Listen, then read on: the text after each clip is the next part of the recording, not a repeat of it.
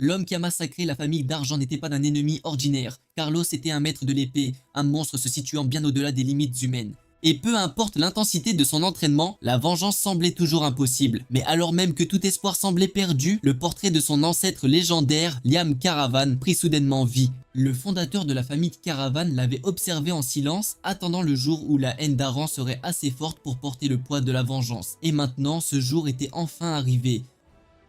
Liam révéla un secret caché dans la lignée des Caravanes, un pouvoir qui semblait complètement dément. En dévorant une épée, Aran pouvait absorber les souvenirs et les techniques de son ancien propriétaire.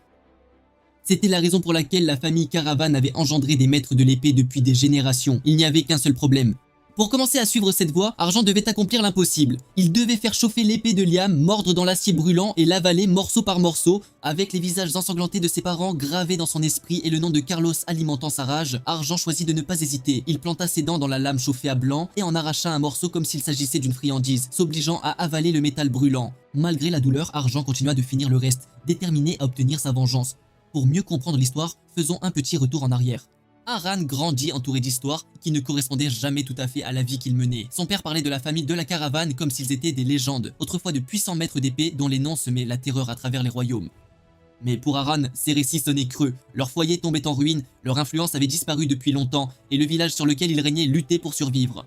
Il était difficile de croire en la grandeur quand tout autour de lui pointait vers le déclin, mais néanmoins Aran s'entendait bien avec les gens du pays.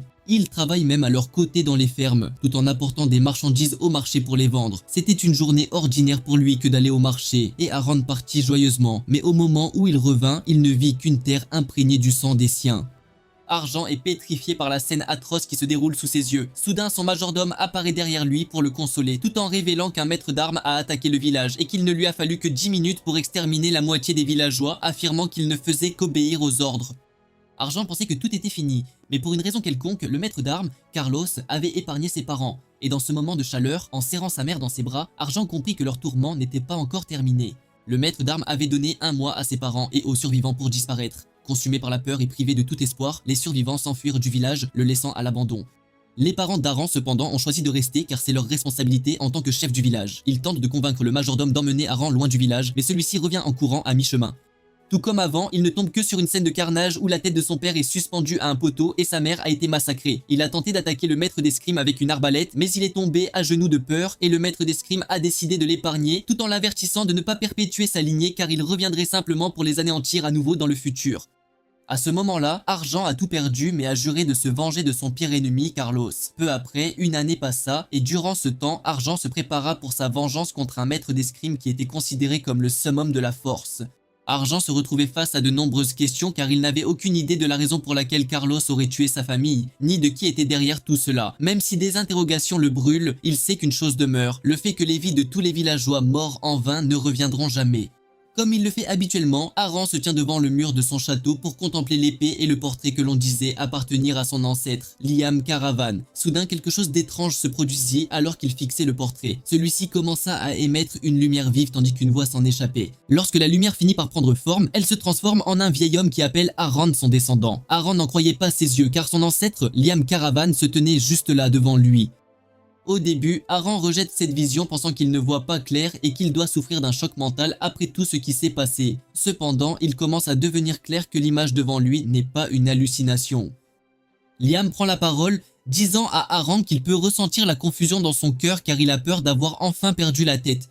Il lui demande également s'il est choqué que son ancêtre, qu'il croit être un mythe, se tienne juste là devant lui. Aran lui demande alors s'il est véritablement le fondateur de la famille, le plus puissant maître de l'épée de l'histoire. De plus, il veut savoir pourquoi il a décidé de venir à ce moment précis, s'il est vraiment le grand maître de l'épée dont on parle tant. La colère et la frustration d'Aran prennent le dessus alors qu'il hurle sur Liam, lui demandant pourquoi il a choisi ce moment pour apparaître enfin. Liam répond calmement qu'il devait en être sûr, révélant que la vengeance est une épreuve que l'on ne doit même pas entamer à moins d'être prêt à tout sacrifier. C'est pour cette raison qu'il a surveillé Aran chaque jour durant l'année écoulée. Il réalise que malgré le fait qu'il possède un talent si minable et désespérant que lui-même ne peut le nier, il n'a pas lâché son épée un seul jour. Liam est époustouflé par son obsession et sa volonté qui refuse de s'estomper. Liam lui dit que la raison pour laquelle il vient d'apparaître est que la haine dans les yeux d'Aaron a enfin atteint la profondeur qu'il désirait. De plus, Liam avoue que sa propre patience a également atteint sa limite et l'intention meurtrière qu'il habite aspire à mettre en pièces celui qui a impitoyablement tué ses descendants. Liam mentionne qu'il existe une vérité indéniable, le fait que seul un maître de l'épée peut tuer un maître de l'épée. Liam est certain qu'Aaron en est conscient. C'est pourquoi il a manié sa lame jusqu'à la folie tout en jurant de se venger. Cependant, Liam fait savoir à Aaron que peu importe son entraînement, il ne rattrapera jamais Carlos. Il explique qu'un maître de l'épée est une existence transcendante au-delà des limites de l'humanité. C'est fondamentalement un domaine si élevé que même ceux que l'on qualifie de génie ne peuvent le comprendre. Même parmi ces puissants maîtres d'épée, Carlos demeure le joyau suprême. Liam admet que même à son époque, il n'y avait qu'une poignée d'individus dotés d'un tel talent, ce qui signifie qu'à l'ère actuelle, personne ne peut l'atteindre. Il dit à Argent qu'avec le temps, Carlos deviendra encore plus fort. En entendant tout cela, le cœur d'Argent se met à trembler car il se doutait déjà que Carlos était bien trop puissant, mais il n'avait jamais envisagé l'idée qu'il soit impossible de le vaincre. Argent pousse un grognement de frustration car il n'arrive pas à croire que l'homme qui lui a tout pris puisse devenir un héros tandis que lui reste sur la touche à regarder, impuissant, tout comme avant. À ce moment-là, Liam lui dit que les choses ont changé car il est désormais là pour aider Aaron afin qu'il puisse surpasser Carlos. Liam dit à Aaron qu'il veut qu'il rende son jugement sur cette ordure de Carlos qui a tué ses descendants comme des moutons. Liam fait savoir à Aaron qu'il n'y a qu'une seule voie possible et que c'est un chemin que seules les caravanes empruntent. Il dit à Aaron que la seule façon d'avancer pour lui est de consommer son épée, qui est accrochée au mur. Aaron est totalement confus en entendant cela et il fixe l'homme comme s'il s'agissait d'un fou. Liam conduit ensuite Aaron à la forge où il lui explique que la famille de la caravane porte en elle un mélange de sang nain. Argent place l'épée de Liam dans le fourneau tandis que Liam continue de tout expliquer. Il mentionne que cette composition sanguine vient de lui car il est un hybride de nain. Même si le sang nain possède des traits qui ne sont pas visibles, il transporte des capacités spéciales qui sont transmises aux descendants. Il mentionne que ces capacités sont liées aux lames, révélant qu'en consommant une épée, on peut absorber les souvenirs et les techniques de son manieur comme si c'était les siens. C'est fondamentalement ce pouvoir qui a permis à la famille de la caravane de produire des maîtres d'armes à chaque génération, élevant ainsi une lignée aussi prestigieuse et illustre. Aaron est surpris d'entendre cela car il a toujours su que les nains étaient liés au métal et au feu, mais il n'avait jamais su qu'ils possédaient une capacité aussi étrange. Même si l'histoire semble absurde et déroutante, Aaron sait que la vérité ne peut être prouvée que par les résultats. Aaron regarde alors Liam dans les yeux avec une grande détermination, lui disant de lui montrer comment consommer une épée, car il n'éprouve aucune hésitation. Liam lui explique alors que la méthode est simple. Il doit chauffer la lame jusqu'à ce qu'elle soit assez chaude pour se ramollir légèrement. Une fois cela fait, il est censé la mordre et l'avaler. Sans hésiter, Aaron s'exécute tout en se demandant s'il est devenu fou ou s'il a été envoûté. Cependant, peu lui importe tout cela, car s'il y a la moindre chance qu'il réussisse, il est prêt à la saisir. Aaron finit par refermer sa mâchoire sur l'épée brûlante et en arrache un morceau comme s'il s'agissait d'un bonbon. Une sensation de brûlure parcourt son corps alors qu'il l'avale et il hurle de douleur comme s'il avait été immolé par les flammes. Il perd toute mobilité en lâchant l'épée qu'il tenait, tout en se saisissant la gorge de douleur. Il s'écroule au sol mais refuse de perdre connaissance en repensant aux horreurs qu'il a vécues. Le visage de ses parents gisant dans une mare de sang lui sert de motivation et Carlos était au centre de sa haine. C'est ainsi qu'Argent ramasse l'épée et continue de la mâcher avec la détermination de réussir quoi qu'il en coûte, car il doit tuer Carlos. Après avoir fini d'avaler le métal brûlant, il perd connaissance. Mais lorsqu'il se réveille, il est surpris de ne pas être mort. En fait, il n'y avait pas la moindre égratignure, et il aurait même cru à un rêve si ce n'était pour la garde de l'épée qui se trouvait devant lui. À ce moment-là, il entend la voix de Liam le féliciter, lui disant que sa force de volonté est assez impressionnante par rapport à son corps chétif. Il lui fait savoir que beaucoup de ses ancêtres ne pouvaient même pas supporter la douleur brûlante, c'est pourquoi ils abandonnaient généralement. Puisqu'il le voit en 4K désormais, Liam sait qu'Aaron croira sans aucun doute les histoires que son père lui racontait et ne les considérera plus comme un simple mythe. Aaron est stupéfait, mais il se ressaisit et s'incline devant Liam, le saluant comme leur fondateur. Cependant, Liam dit à Aaron qu'il est censé l'appeler son maître et non son fondateur car c'est ainsi que ses autres élèves l'appelaient. Aaron s'exécute alors en l'appelant comme il le préfère tout en maintenant sa posture d'inclinaison devant lui. Aaron lui demande si cela signifie qu'il a hérité du grand pouvoir dont son père parlait, car c'est lui qui avait dit qu'avaler l'épée lui donnerait de la puissance. Pourtant, en l'état actuel des choses, il ne se sent pas différent, et Liam lui fait savoir qu'il y a en fait un problème avec cela. Bien que le problème vienne d'Aaron lui-même. Apparemment, Liam voulait qu'Aaron avale l'épée pour qu'il puisse passer directement au niveau de maître. Mais parce que la concentration de son sang a diminué au fil des générations, il ne peut pas encore digérer le pouvoir qu'elle contient, même s'il a déjà absorbé l'épée. Pour faire simple, Liam lui fait savoir qu'il ne peut pas absorber l'essence totale de son épée. Aaron est surpris d'entendre cela, mais il l'accepte tel quel car il doit suivre tout ce que dit son maître. Liam est choqué qu'Argent ne surréagisse pas à cela, et Argent révèle qu'il savait déjà que son corps était faible. Même si le résultat est décevant, il est au moins soulagé qu'il existe encore une autre issue. Liam lui demande ce qu'il entend par une autre issue, et Aaron lui rappelle qu'il a dit que c'était impossible pour le moment, ce qui signifie simplement qu'à l'avenir, il sera capable d'absorber son pouvoir à un moment donné. Sinon, il peut toujours trouver une épée qui correspond à son niveau de force actuel. Liam est époustouflé par l'impressionnante intuition d'Aaron. Il lui fait savoir qu'il a raison, car plus l'épée est utilisée et usée, meilleure elle est. Il demande ensuite à Aaron de l'emmener dans un endroit rempli d'épées afin de pouvoir choisir la bonne. Aaron l'emmène alors dans une décharge où se trouvent de nombreuses épées usagées. Liam admet que l'endroit est glauque au possible et que des mages noirs auraient adoré mettre la main sur un lieu pareil. Aaron explique que tous les déchets des bas-fonds finissent par atterrir ici. Des rebuts sans valeur aux armes brisées, c'est essentiellement l'endroit idéal pour trouver une épée correspondant à ce que Liam a décrit. Liam convient que c'est un bon début, révélant qu'à ses débuts, il dévorait des épées dans des lieux sanglants tout comme celui-ci. C'étaient des épées de soldats morts, des haches couvertes de terre et de sang, et des lances aux pointes brisées qui traînaient là. Liam raconte à quel point il a consommé ses épées, et il exhorte Aaron à devenir plus fort s'il veut survivre. Liam dit que l'endroit lui rappelle un peu cette époque, tout comme ces champs de bataille où les vies s'entrechoquaient sans fin pour rester en vie. Il parle de la cruauté de la guerre et de la façon dont d'innombrables vies s'effacent sans laisser de traces. Même parmi ses souvenirs effroyables et cette tristesse, il mentionne qu'il y aurait toujours quelqu'un pour laisser une étincelle de lumière éclatante. Liam pointe alors vers le lointain, disant à Aaron qu'il a trouvé l'épée qu'il lui faut. L'épée ressemble plus ou moins à une aiguille, mais Liam lui fait savoir que c'est ce dont il a besoin. Un mois après cela, des voyous se dirigent vers le village et le meilleur endroit qu'ils choisissent d'investir est le château. Ils se demandent pourquoi il est vide et commencent à échafauder des hypothèses. L'un d'eux dit qu'ils ont dû utiliser le manoir pour des expériences sombres avant de l'abandonner. Cependant, un autre n'est pas d'accord, affirmant qu'il serait mort à l'instant même où il serait entré si c'était le cas. Un autre mentionne qu'il est possible qu'un noble déchu se cache dans le manoir. Les mercenaires sont heureux d'avoir mis la main sur un bon butin car il n'y a personne pour les arrêter. L'un d'eux trouve les vêtements de la défunte mère d'Aaron et commence à les fouiller. Cela émoustille le groupe qui croit qu'une femme vit ici et qu'ils pourront s'amuser avec elle une fois qu'ils auront fini de piller. Ils commencent à se passer les vêtements pour les sentir, mais soudain la voix d'Aaron résonne dans le hall, ordonnant au groupe d'arrêter ce qu'ils font. Aaron surgit du couloir sombre, disant au groupe que sa mère aimait que tout soit propre et rangé, c'est pourquoi il va leur demander gentiment de tout reposer, afin qu'ils puissent plutôt discuter.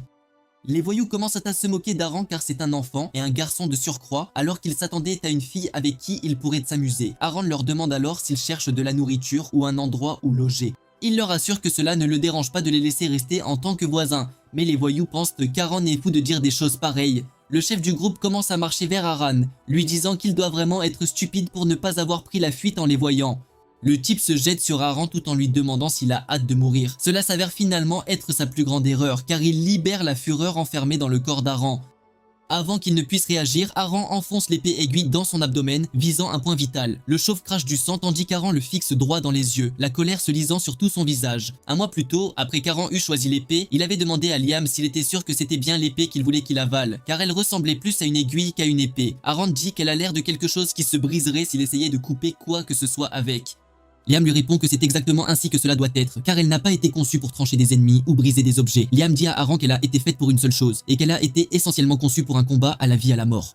Liam lui explique que c'est une épée faite uniquement pour poignarder. Aaron est confus en entendant cela, et Liam comprend pourquoi, car on pourrait facilement soutenir qu'une lance serait plus appropriée. Cependant, il lui fait savoir que pour un corps faible comme le sien, rien ne vaut les souvenirs contenus dans l'épée. Liam fait savoir à Aaron que la propriétaire, Mary, a poignardé plus de 200 ennemis avec un corps encore plus faible que celui d'Aaron. Liam presse Aaron de respecter l'épée et de l'avaler avec gratitude, car si le métal est peut-être léger, la vie qu'il renferme est lourde et sérieuse. Liam lui fait savoir qu'en s'imprégnant des souvenirs de Mary, il va certainement y gagner beaucoup. En parcourant les souvenirs de Mary, on découvre qu'elle n'était qu'une fillette de 10 ans dont les parents sont morts dans un incendie. Elle n'a réussi à survivre qu'avec des marques de brûlure sur le visage, tandis que ses parents ont été brûlés au point d'être méconnaissables.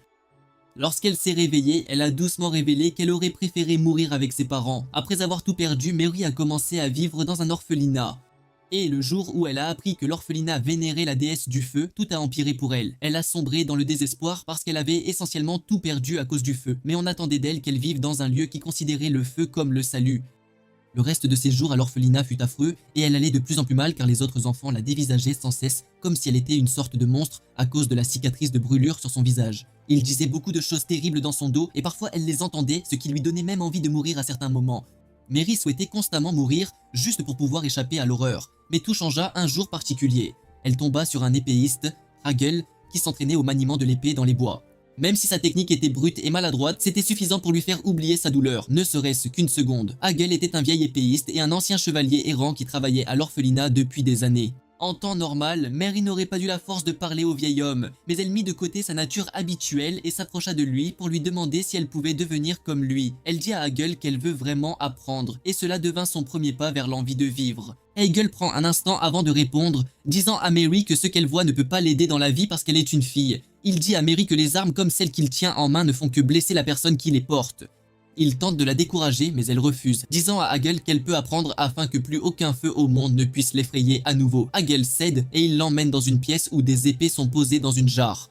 Il lui demande de choisir l'une des épées, et si elle peut la manier, il lui enseignera. Mary demande s'il est obligatoire pour elle de la manier, mais Hagel ne comprend pas sa question jusqu'à ce qu'elle finisse par désigner l'épée aiguille. Elle dit à Hagel que cela ne la dérange pas tant qu'elle peut riposter. Elle tend l'épée vers Hagel et la façon dont elle la pointe vers son cou lui indique qu'il y a quelque chose de sinistre chez Mary. De nos jours, Argent poignarde le Baldi et celui-ci s'écroule au sol, propageant une vague de peur parmi ses camarades. Ils ne veulent pas en croire leurs yeux, mais Aaron leur annonce que les négociations sont désormais terminées.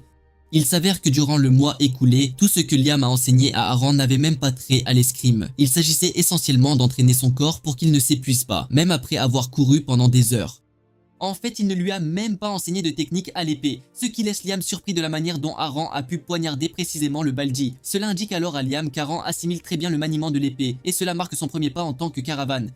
Il s'avère qu'Aaron a poignardé le rabatteur à un endroit que l'on ne peut atteindre que si l'épée est glissée avec précision entre les côtes, à savoir les poumons. Aaron sait qu'il est un novice complet en matière d'épée et de tout ce qui s'y rapporte. Il est donc impossible qu'il ait pu réaliser une estocade aussi précise.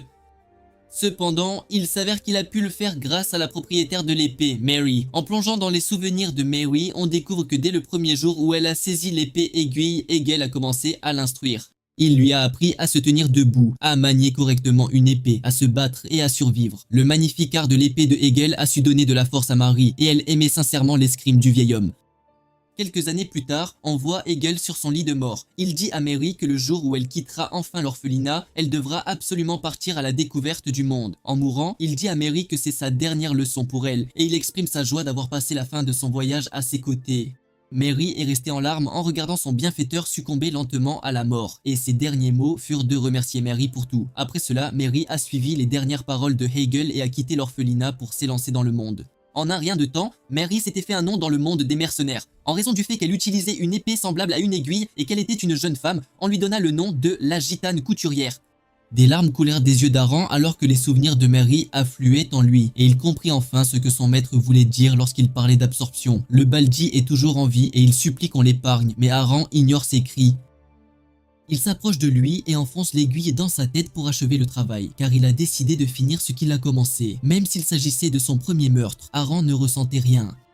Il n'y avait aucune émotion d'aucune sorte et la seule chose qu'il pouvait voir était la situation devant lui, c'est-à-dire le reste des voyous. Il sait qu'il a pu prendre le dessus sur le Baldi parce que celui-ci l'avait sous-estimé, mais ce ne sera pas le cas pour les autres, d'autant plus qu'il est en infériorité numérique. Il est plutôt sûr que les malfrats le savent aussi, mais il ne comprend pas pourquoi ils ne l'attaquent pas alors qu'ils sont en supériorité numérique. Liam dit alors à Aaron que le groupe est terrifié et c'est compréhensible car ce qu'Aaron vient de montrer ne sont pas les mouvements d'un débutant. Liam explique qu'une certaine dose de peur aide à survivre, mais qu'une peur excessive finit par obscurcir le jugement. Tout comme il l'a dit, les malfrats paniquent en se tournant les uns vers les autres, se demandant ce qu'ils sont censés faire. En gros, la peur qui s'insinue dans leur corps les trompe en leur faisant croire qu'Aaron est plus puissant qu'eux. Liam explique que les malfrats le regardent probablement comme s'il était une sorte de démon tueur expert au maniement de l'épée. Puisque c'est ce qu'ils croient, Aaron décide de faire de leur peur une réalité. Il bondit vers le groupe et au lieu d'essayer de se défendre, il se fige de peur. Aaron leur tourne autour tout en évaluant leur force. Il esquive leurs coups frénétiques avant de choisir sa cible. Aran se focalise sur l'un d'eux et lui enfonce son épée dans le cou, mettant ainsi fin à ses jours. Il s'avère que Hagel a dit un jour à Marie qu'elle n'avait pas le luxe du temps, car elle est une femme et qu'elle a ses limites. Aran agit selon ce principe alors qu'il contourne le groupe avec une agilité démente. Puisqu'il est le plus faible dans cette situation, Aran sait qu'il n'a que 2 coups au plus pour abattre son ennemi avant de se retrouver à découvert. Dès qu'Aran choisit sa cible, il vise un point vital et lui enfonce son épée. En somme, c'est une situation où il ne s'agit pas de compenser ses lacunes, mais de faire briller ses atouts. La force de Mary résidait dans sa souplesse innée, car son corps est bâti comme celui d'une danseuse, et elle utilise cela à son avantage. Elle est capable d'attaquer l'ennemi sous n'importe quel angle, tout en maintenant les postures les plus étranges. En utilisant tout cela, elle élimine ses ennemis en un seul coup en visant des points vitaux comme la tête ou le cou. Aran fait de même et il s'en est servi pour éliminer tout le groupe, à l'exception d'un dernier. Le dernier gars se met à pleurer comme un bébé, de la morve coulant de son nez, alors qu'il s'imagine déjà en enfer. Le gars ne voit pas un humain, mais un démon tueur venu tout droit des profondeurs de l'enfer. Après avoir anéanti l'équipe, Argent creuse une tombe pour les enterrer. Alors qu'il était occupé à les enterrer, Liam lui a demandé s'il avait enfin mis de côté ses doutes. Il lui fait savoir que s'il possède l'endurance nécessaire pour manier l'épée toute la journée sans s'essouffler, il peut tenir tête à 4 voyous non entraînés. Liam dit à Argent qu'il devient déjà plus fort au milieu de ses combats à la vie à la mort. Argent se rend compte que tout ce que son maître a dit est réellement vrai car, entre son corps devenant souple comme celui d'un danseur, comme s'il réagissait aux souvenirs contenus dans l'épée et les souvenirs de Mary, tout est devenu limpide dès que le combat a commencé. Grâce à cela, Aran a enfin pu voir comment Mary parvenait à lutter contre ses adversaires. Il se demande si c'est ce dont parle Liam concernant le pouvoir de la digestion, sur la façon dont on devient plus fort à mesure que l'on comprend son adversaire. Liam dit alors à Aran qu'il ne ment jamais lorsqu'il s'agit d'épée, mais il le prévient que ses jours à venir seront remplis de douleur. Il lui fait savoir qu'il va traverser des épreuves qui le pousseront à implorer la mort. Il affirme que cela atteindra un stade où sa souffrance actuelle ne semblera être rien d'autre que de la félicité. Liam demande ensuite à Aran s'il peut encore suivre ce chemin, et Aran répond avec détermination que tant que tout ce qu'il fait l'aide à obtenir une chance face à Carlos, il fera tout ce qui est nécessaire. Le lendemain matin, toute la détermination de son visage se transforme en peur lorsqu'il reçoit l'ordre d'escalader une falaise très haute. Alors qu'il escalade la haute falaise, la sueur coulant sur son visage, Liam peut voir à quel point il est effrayé et inquiet. Il le taquine, lui demandant où est passé le regard déterminé qu'il avait dans les yeux la nuit précédente. Il lui demande si le doute a commencé à s'insinuer dans son esprit, mais il ne s'en inquiète pas car cela fait aussi partie de ses forces. Liam dit qu'il sait qu'Aran a toujours été comme ça depuis qu'il est tout jeune. Même s'il devra s'occuper de cela un jour, il lui dit que pour le moment, il doit d'abord satisfaire sa curiosité. Liam explique que la voie de l'épéiste est globalement divisée en 5 étapes. Il y a le débutant à l'épée, mais qui constitue le niveau d'entrée, puis le marcheur d'épée, le domaine atteint par ceux qui ont du talent. Il y a ensuite le coureur d'épée, et ce sont ceux qui ont été établis comme l'axe du champ de bataille. Le 4e est l'expert à l'épée, et il s'agit de groupes de personnes capables de renverser à eux seuls le cours de la guerre. Enfin, et non des moindres, il n'y a nul autre que le maître d'épée, et il règne au-dessus de tout le reste comme s'ils étaient des dieux. Liam demande alors à Aran où il pense se situer actuellement parmi les 5 rangs. Aran prend une grande inspiration avant de dire à Liam qu'il est certain que ce dernier attend une réponse pleine d'audace, mais il assure qu'il connaît très bien son niveau.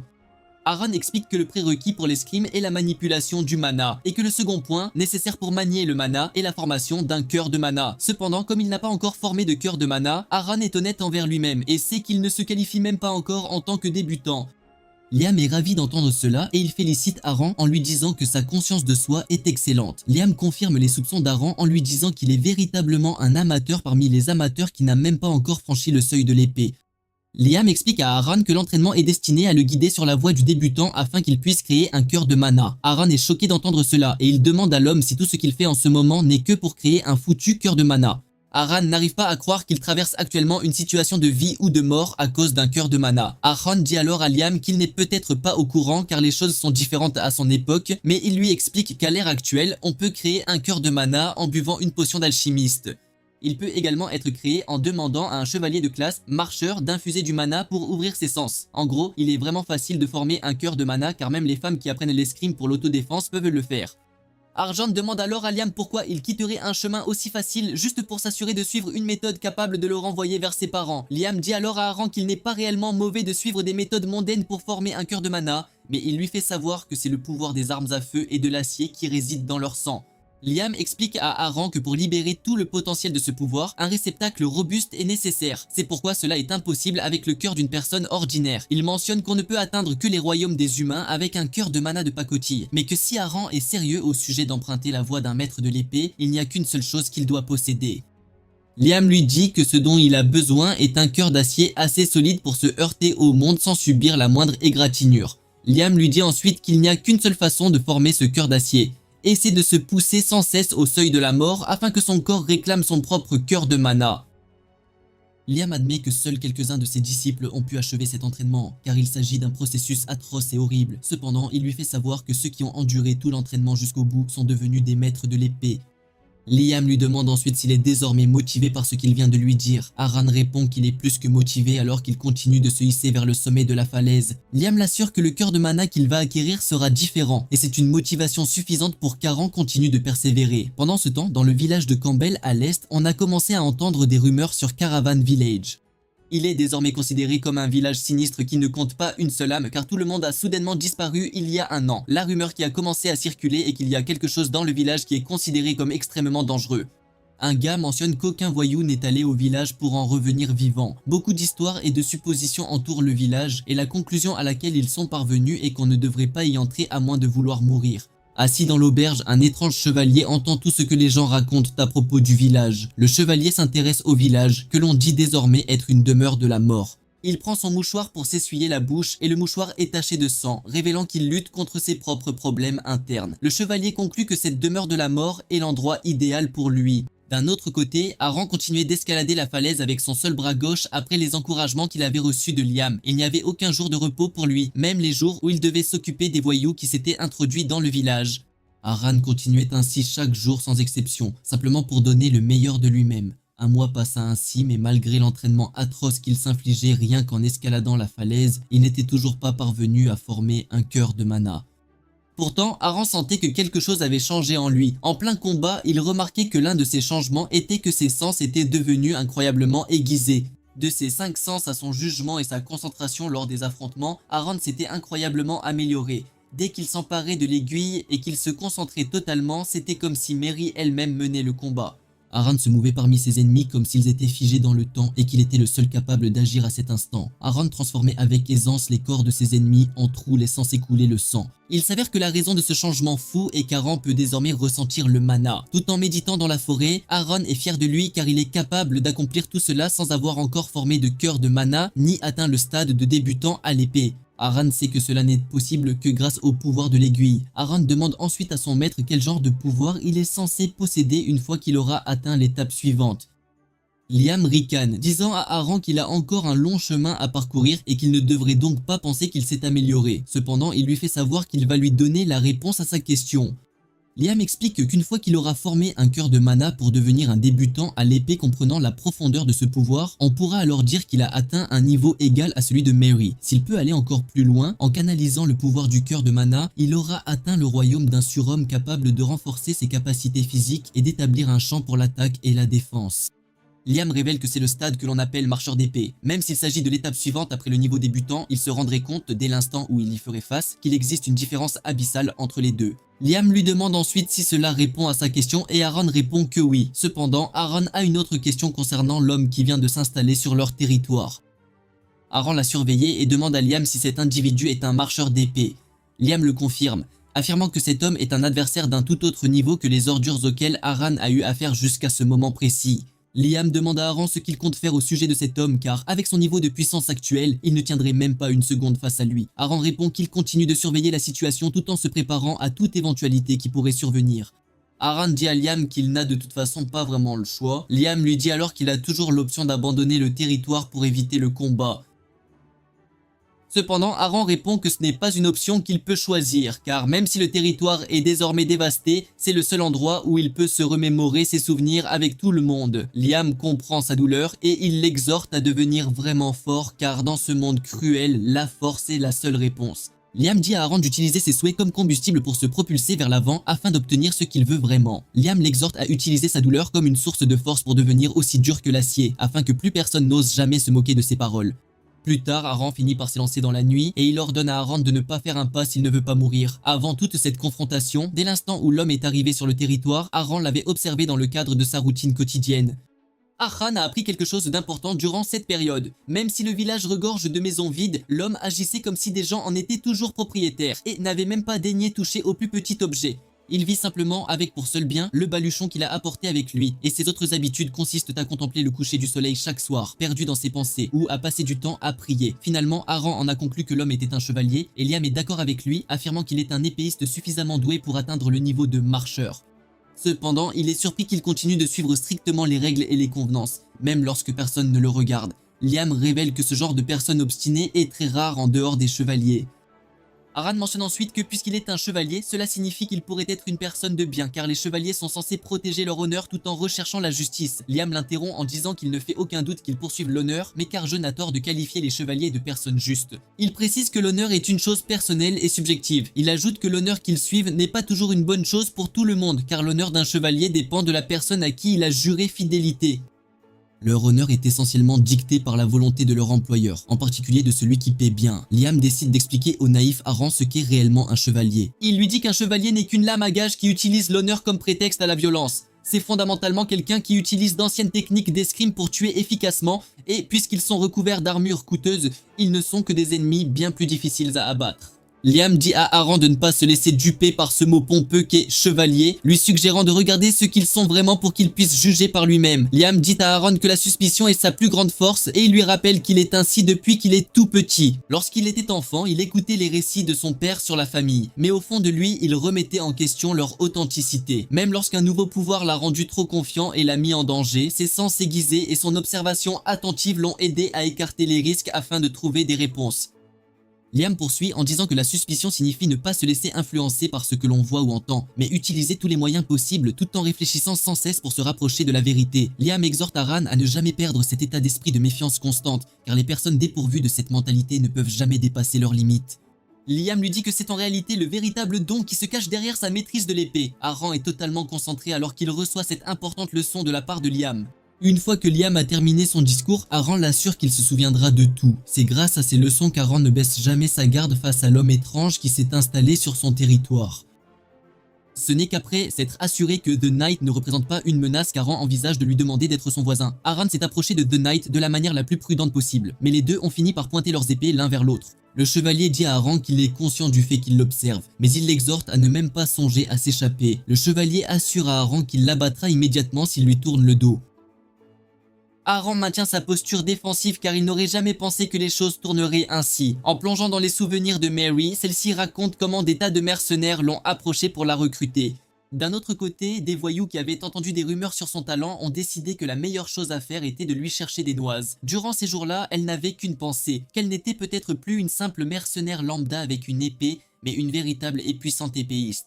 Cependant, il ne fallut pas longtemps avant qu'elle ne réalise à quel point elle se trompait. Elle est tombée sur un chevalier, Swordwalker, qui l'a facilement désarmé tout en l'enfonçant sur le fait que ses compétences étaient de la merde.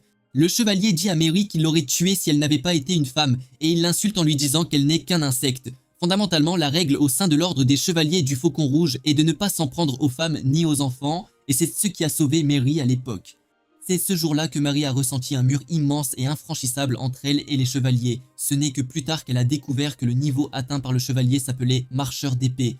Alors qu'Aran se tient face au chevalier, il commence à comprendre quelque chose d'important. La Mary qui avait perdu face à un marcheur d'épée à l'époque était bien plus forte que son niveau actuel, ce qui montre à quel point il est désavantagé. Alors que la nuit approche lentement, Aran se rend compte qu'il est submergé par une peur de la mort bien plus intense que lorsqu'il escaladait la falaise avec un seul bras. Son cœur se met à battre la chamade et avec cela, il perçoit clairement le niveau surhumain qui se trouve au-delà du stade de marcheur.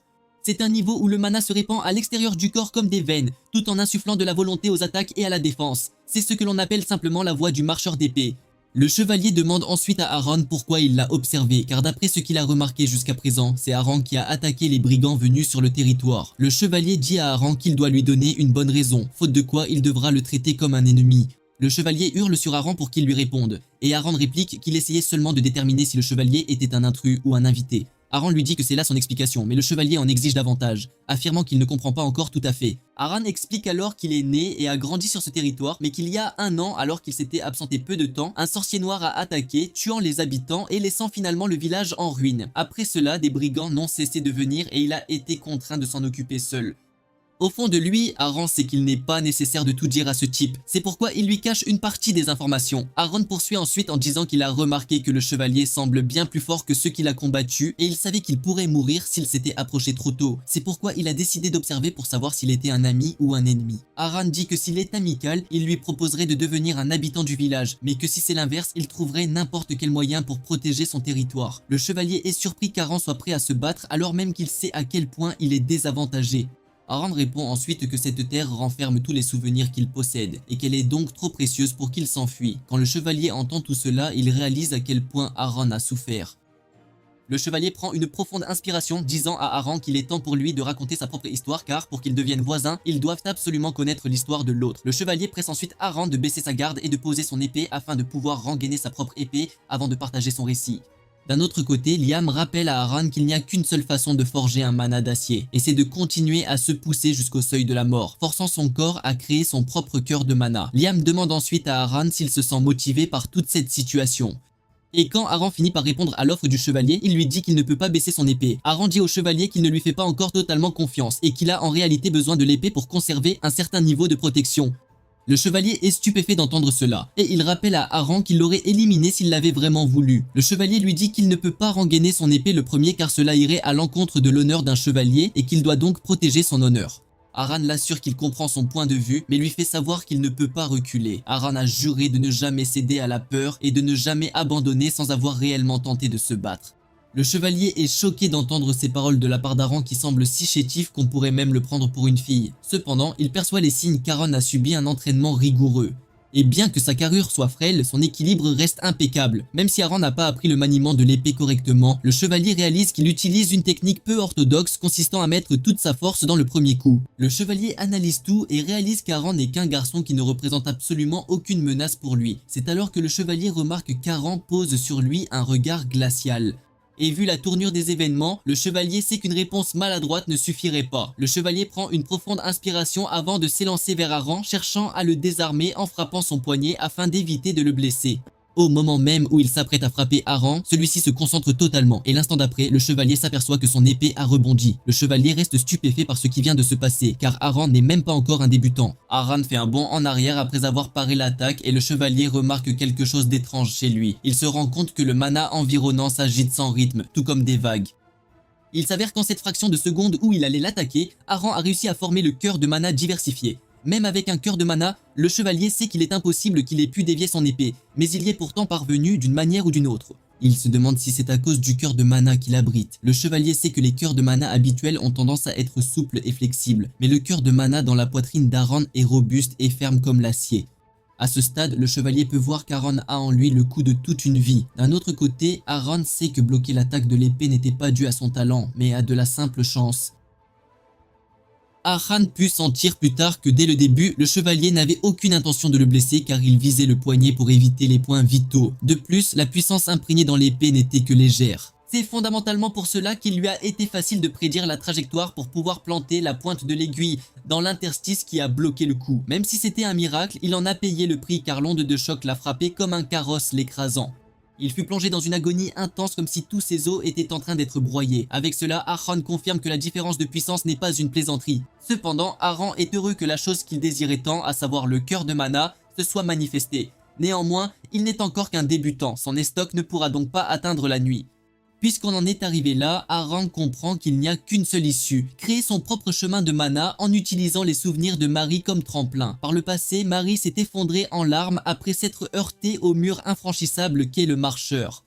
Elle a affronté de front une limite qui ne pouvait être franchie et son corps tremblait de peur. À cet instant, la première chose qui lui est venue à l'esprit fut la voix de Hagle. Elle se souvient que Hagle disait que la majorité des épéistes considèrent un mur comme une limite qu'ils ne peuvent franchir lorsqu'ils y font face. Mais ce n'est qu'une excuse pour ceux qui choisissent de se résigner par manque de courage pour abattre le mur. Hegel mentionne que les murs sont à l'origine là pour être franchis, car ils ne sont rien de plus qu'un tremplin pour monter plus haut. Hegel lui avait dit de ne jamais se détourner, mais de se tenir droite et d'y faire face avec détermination. Après avoir affronté ses peurs, Mary était revenue faire face au marcheur, acceptant l'idée qu'elle allait être grièvement blessée. Mais si elle refuse d'abandonner et se contente de se ruer contre le mur, son épée finirait sans aucun doute par franchir ce mur. En suivant les conseils de Hegel et en endurant de nombreuses circonstances douloureuses, elle a pu franchir ce mur. Au fond, tout est question de croire en soi. Ce mur est une épreuve que rencontre quiconque manie l'épée, allant de l'intimidation qui s'insinue lentement sous la peau jusqu'au désespoir qui semble prêt à écraser le prétendant. Faire un simple pas ressemblerait à un fardeau pesant, et la tentation de se détourner serait grande. Mais dans ce moment critique et difficile, Aran a tenu bon et s'est jeté contre son haut mur. Aran sait qu'il court un risque, mais c'est précisément pour cela qu'il a besoin de cette épreuve de vie ou de mort. Aran est prêt à persévérer même s'il n'a qu'une infime lueur d'espoir. Aran prend une profonde inspiration tout en essayant d'analyser la nuit devant lui. Il veut savoir quels sont les muscles dans lesquels il met sa force, comment il reprend son souffle et quelle trajectoire il a l'intention de suivre. Aran se prépare à rassembler chaque indice nécessaire pour créer un chemin à fil unique. Liam voit ce qu'Aran fait et il est totalement impressionné par la façon dont Aran se dépasse. Apparemment, c'est la coutume de la famille Caravan de ne pas avoir peur, même face à l'impossible. Ils sont tenus d'affronter l'épreuve de front tout en manifestant la volonté de la famille Caravan. Aran continue de tout mettre en place et au moment où il réalise qu'il est prêt, il s'élance dans la nuit. À l'époque, Mary admet qu'elle avait peur du feu et du fait que la tragédie qui lui avait tout pris n'était que le début. Il y avait même des jours où elle ne pouvait même pas se regarder dans le miroir, et des jours où respirer était un fardeau. C'est ainsi qu'elle découvrit qu'elle n'était pas censée avoir peur du feu, mais de sa propre faiblesse qui ne faisait que la pousser à fuir. À cause de cela, Mary jura qu'elle briserait le mur de feu qui lui avait tout enlevé, y compris son avenir. Le cœur déterminé, Mary alla de l'avant et vainquit sa peur du feu et du monde. Elle sait que si elle s'effondre, il n'y aura pas de vent pour elle. Et c'est sur ce principe qu'Aran opère. Il met tout ce qu'il a dans son attaque, donnant du fil à retordre au chevalier. Le chevalier est contraint de mettre assez de force derrière son épée pour pouvoir bloquer l'attaque. L'épée d'Aran s'envole de sa main, la garde se brisant tout comme cela était arrivé à Mary. L'âme de Mary se tient face au coucher de soleil alors qu'elle prend une bouffée d'air frais tout en pensant aux paroles de Hegel. Mary scrute le ciel, disant à Hegel que le monde était rempli de monstres plus forts qu'elle et qu'il y avait de nombreux murs hauts qui ne pouvaient être franchis par la seule force de la volonté. Cependant, elle pouvait affirmer avec fierté que, jusqu'à la toute fin de sa vie, elle n'avait jamais reculé devant aucun mur qui lui barrait la route. Par une déclaration solennelle et émouvante, elle exprime l'espoir qu'il existe un au-delà afin qu'elle puisse également raconter son histoire à Hegel. Finalement, son âme finit par entrer en contact avec celle de Hegel et elle se jette dans ses bras comme un bébé tout en révélant qu'elle n'a plus peur du feu. Des larmes coulent sur son visage alors qu'elle se blottit dans les bras de Hegel et l'aiguille se consume, marquant définitivement la fin de son histoire. À son tour, cela signale également l'assimilation complète de l'aiguille dans le système d'Aran. Peu de temps après, Aran se réveille en réalisant qu'il a en fait perdu connaissance. Il remarque qu'une robe a été utilisée pour le couvrir, laquelle appartient manifestement au chevalier. C'est alors qu'il réalise pleinement qu'il n'a pas réussi à atteindre son objectif. Liam entre rapidement, lui disant de ne pas avoir le cœur brisé car il s'est engagé dans une lutte qui n'a pas fait honte au nom de la famille. En fait, il a pu obtenir quelque chose parallèlement à la douloureuse défaite qu'il a subie, à savoir l'assimilation complète de l'aiguille. Aran comprend ce que dit le vieil homme car il sent désormais que ses muscles sont devenus plus souples qu'auparavant et ses sens se sont aiguisés comme ceux d'une bête sauvage. En somme, il a gravi la falaise tel un mercenaire vétéran ayant passé sa vie entière au seuil de la mort. Aran comprend enfin pourquoi son maître a choisi l'épée. C'est parce qu'il voulait lui montrer non seulement la puissance et la technique, mais toute la vie de Mary. Liam voulait montrer à Aran cette volonté inébranlable qui n'abandonne jamais, même face à une épreuve colossale. Aran sourit car Liam aurait pu simplement lui dire cela dès le début. C'est alors que le chevalier apparaît au loin, exprimant son soulagement de voir qu'Aran s'est réveillé. Il mentionne qu'il vient de s'absenter pour aller chercher de l'eau potable, mais dès qu'Aran l'aperçoit, il se met immédiatement sur la défensive. Il saisit son épée et adopte une posture d'attaque, mais le chevalier comprend pourquoi il se montre si méfiant. Le chevalier lui dit qu'ils doivent dissiper le malentendu entre eux et même Liam dit à Aran qu'il n'a pas besoin d'être aussi sur ses gardes car le chevalier n'a aucune intention de le tuer. Cependant, il est normal d'être suspicieux et Liam le comprend. Le chevalier dit à Aran qu'il comprend qu'il a traversé des moments difficiles et qu'il est donc normal qu'il ne baisse pas sa garde, mais il lui demande s'il accepterait de la baisser un instant pour pouvoir écouter son histoire. Le chevalier commence à enlever sa chemise pour montrer à Aran pourquoi il est venu sur ce territoire et pourquoi il ne peut pas représenter une menace pour lui. Après avoir enlevé sa chemise, il se présente comme étant Patel, un chevalier à la retraite et un vagabond qui n'a nulle part où aller. Il s'avère qu'il souffre d'une maladie incurable et que la mort frappe déjà à sa porte. Il mentionne que des grands prêtres formés à la médecine toute leur vie l'ont assuré qu'il lui reste tout au plus 1 mois à vivre. En gros, Patel n'est qu'un homme malade qui attend de mourir. Ce secret étant désormais révélé, Patel demande à Aran s'il accepterait enfin d'écouter son histoire. Les deux se sont alors installés pour discuter, mais contrairement à la finesse de son escrime, Patel n'était pas doué avec les mots et il peinait à articuler sa pensée. Cependant, ses émotions étaient sincères, et ce qu'Aran a ressenti, c'est qu'il est un chevalier ayant quitté l'ordre auquel il avait juré fidélité après avoir reçu un diagnostic de phase terminale afin de trouver un endroit où mourir. Patel mentionne qu'il a quitté l'ordre car il ne voulait pas devenir un fardeau alors que sa vie s'étiolait lentement. Il mentionne qu'il souhaite passer ses derniers instants tranquillement, à son propre rythme. Après avoir entendu tout ce qu'il avait à dire, Liam dit à Aaron qu'il ne sent aucun mensonge dans ce que Pétale a dit, car au moment même où il parle, son cœur est dévoré par la maladie. Il révèle qu'au moment où la maladie envahira son cœur de mana pour atteindre son cœur, il finira par mourir. Pétale demande alors à Aaron ce qu'il pense du fait qu'il devienne son voisin. Aaron prend une minute pour répondre et dit à Patel qu'il est convaincu qu'il a été difficile pour lui de partager son histoire. Pour cette raison, il lui est reconnaissant de l'avoir fait. Aaron se présente et révèle qu'il est le dernier descendant de cette terre après avoir tout perdu. Aaron lui serre la main pour lui souhaiter la bienvenue et Pétale accepte l'hospitalité tout en remerciant Aaron pour l'honneur. Puisqu'Aaron a enfin obtenu son cœur de mana, il estime qu'il est temps de passer à l'étape suivante et Liam lui dit qu'il y a un endroit où il doit se rendre. Quelques jours plus tard, Aaron quitte le territoire. Alors qu'il est assis dans le carrosse, il dit à Liam qu'il s'attendait en fait à ce que celui-ci lui enseigne directement l'escrime puisqu'il possède désormais son propre cœur de mana. Cependant, Liam a dû l'entraîner au milieu de nulle part et c'est grâce à Patel qu'il a pu quitter le territoire, car ce dernier s'occuperait certainement de tous les invités. Aaron demande ensuite à Liam s'il y a une raison particulière pour qu'il ait fait tout ce chemin, et Liam lui répond qu'il doit sérieusement se défaire de sa mentalité de roturier. Liam lui explique que leur famille est différente de n'importe quelle autre au monde, ce qui montre à quel point ils sont spéciaux. Liam lui dit que tant que le sang d'acier coule dans son corps, plutôt qu'un entraînement à l'épée ancré dans les étapes de sa croissance, l'assimilation d'une nouvelle épée est la priorité. Liam révèle que la destination vers laquelle il se dirige est l'endroit idéal à rechercher, car c'est un lieu qui n'est pas contraint par le statut ou l'origine. C'est un endroit où seuls ceux qui sont assoiffés de chair se rassemblent, et c'est le théâtre de duel à mort. Ce lieu n'est autre que l'arène, qui grouille d'adrénaline et de sang. Ils arrivent bientôt à Firma, la cité d'acier, l'une des villes représentant les 7 royaumes où la métallurgie est avancée. Et il n'est pas exagéré de dire que presque toutes les armes du royaume de fer y sont fabriquées. C'est par essence la terre sainte des épées. Mais avant cela, la véritable raison pour laquelle Firma est devenue si importante était tout autre, et c'était à cause de la reine. En arrivant à l'arène, Liam est envahi par une vague de nostalgie car il se souvient à quel point il était excitant d'être là. Liam mentionne que de nombreux combats insensés ont eu lieu dans l'arène, allant d'affrontements entre bêtes pour trouver la plus forte, d'humains contre des monstres, classés comme des matchs sauvages, et même des combats entre différentes races pour décider qui est supérieur. Tous ces matchs étaient intenses, mais le plus sauvage de tous était la lutte à mort. Il y a des combattants aux styles et compétences variés qui se roulent dans la poussière, se battant comme des animaux, et le vainqueur prend la vie du perdant tout en s'emparant de tout ce qu'il possède en guise de trophée. C'est un véritable massacre insensé sous les yeux d'une foule ivre de l'odeur du sang, qui jette joyeusement des pièces d'or et fait des paris tout en hurlant comme des fous.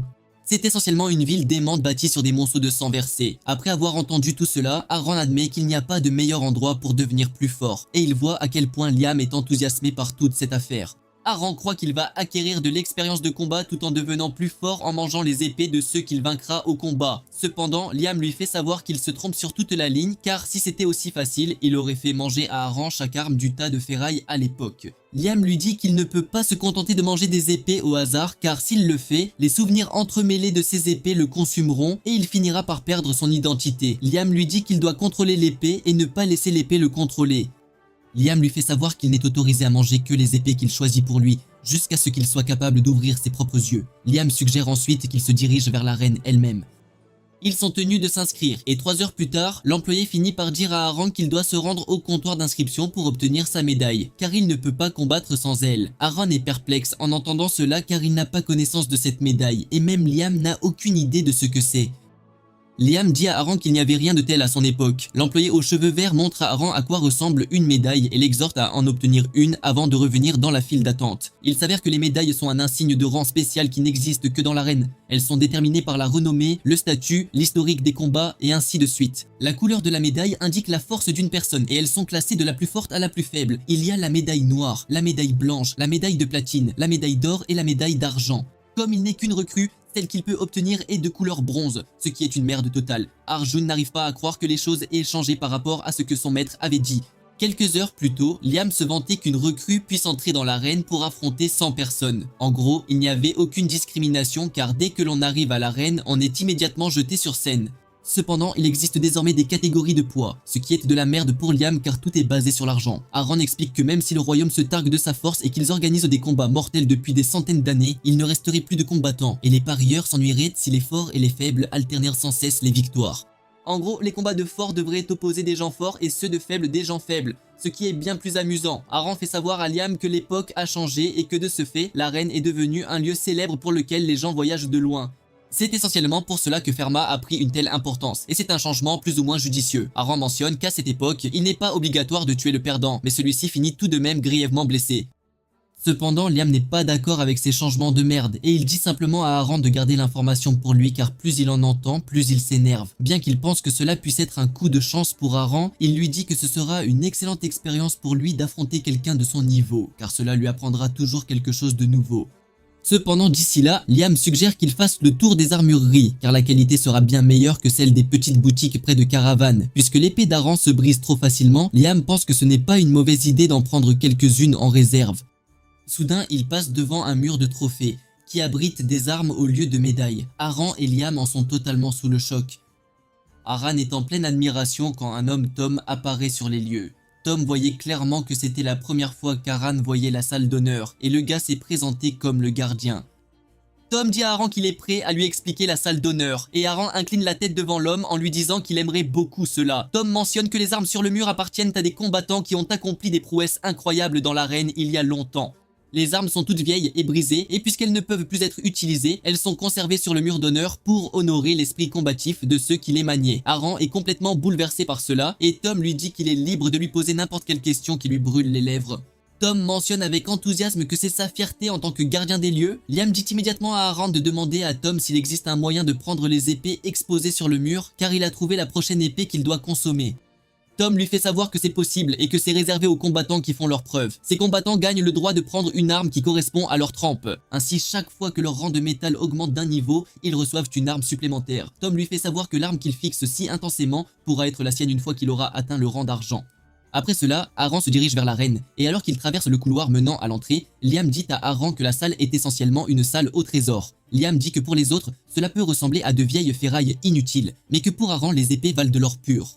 Liam est enthousiaste car Aran a désormais de nombreuses raisons de venir à l'arène, même si ce n'est que pour s'entraîner puisqu'il doit mettre la main sur de bonnes épées en montant en grade. Liam dit qu'il aurait simplement préféré voler toutes les épées, mais que c'est pratiquement impossible car Tom n'est pas un homme ordinaire. Aran ne comprend pas cela parce que Tom a l'air d'un vieil homme gentil, et Liam comprend pourquoi Aran n'a pas pu voir ce que lui a vu, car il y a entre eux une différence immense qu'il ne pouvait pas ressentir. Liam explique que Tom peut transformer son mana en armure et créer une défense parfaite, même si elle n'est qu'à moitié achevée. En gros, le beau Tom est un expert à l'épée. Aran est choqué en apprenant cela car le rang d'expert à l'épée se situe juste avant celui de maître de l'épée. Aran demande à Liam pourquoi quelqu'un d'aussi fort que Tom préférerait être un simple gardien. Liam lui dit de ne pas être surpris car presque tous ceux qui atteignent ce genre de niveau ont quelque chose de bizarre en eux. Liam conclut qu'ils vont cambrioler la salle plus tard, et Aran pense qu'il a toujours l'intention de piller le mur d'honneur malgré les risques. En réalité, Aran n'a aucune idée du moment où il a accepté cela. Liam poursuit en disant que beaucoup de choses ont pu changer dans l'arène, mais qu'il y a des choses qui ne changent jamais. Le fait de se cacher le visage pour laisser son rang, sa renommée et son nom à l'entrée, simplement pour combattre comme un guerrier ordinaire, fait partie des vieilles traditions de l'arène. Aran dit que c'est une assez bonne tradition parce que, puisqu'il s'agit uniquement d'un face-à-face entre combattants sans aucun antécédent, il est libre de se battre sans se retenir non plus. Au moment où il s'apprête à entrer dans l'arène, l'arbitre l'arrête, lui disant qu'il doit fournir un pseudonyme avant de pouvoir y pénétrer. Aran est perplexe, et Liam mentionne que personne n'entrant dans l'arène n'utilise son vrai nom, car des choses comme les titres et le statut social extérieur ne feraient que faire obstacle à celui qui se tient là en tant que combattant. L'homme presse Aran de lui donner le nom dont il sera le plus fier dans sa vie de combattant, et Aran y réfléchit une minute avant de choisir le nom qu'il veut, à savoir Liam. L'homme est surpris d'entendre cela puisqu'il n'en a jamais entendu parler auparavant, et il demande à Aran s'il s'agit d'une sorte de personnage principal d'un récit de chevalerie. Quoi qu'il en soit, il ne peut qu'espérer que la victoire l'accompagnera pour son premier combat. Puisque le bronze est le niveau le plus faible dans l'arène, les combats entre combattants de bronze n'intéressent que les petits parieurs. Personne ne se soucie vraiment des combattants de bronze car ils ne sont rien d'autre qu'un divertissement bon marché. C'est pourquoi la foule n'acclame pas les combattants, mais préfère leur lancer des huées malveillantes et des insultes. Aran avait à peine mis un pied dans l'arène que les personnes présentes commencèrent à le rabaisser. Il l'appelle le perdant gringalet qui est sur le point de perdre la tête. Liam n'est pas surpris qu'ils hurlent des insultes, car dans le royaume de fer, il n'y a aucun respect pour les faibles puisque les forts dirigent tout. Liam demande à Aran s'il est affecté par les insultes, mais il répond que non.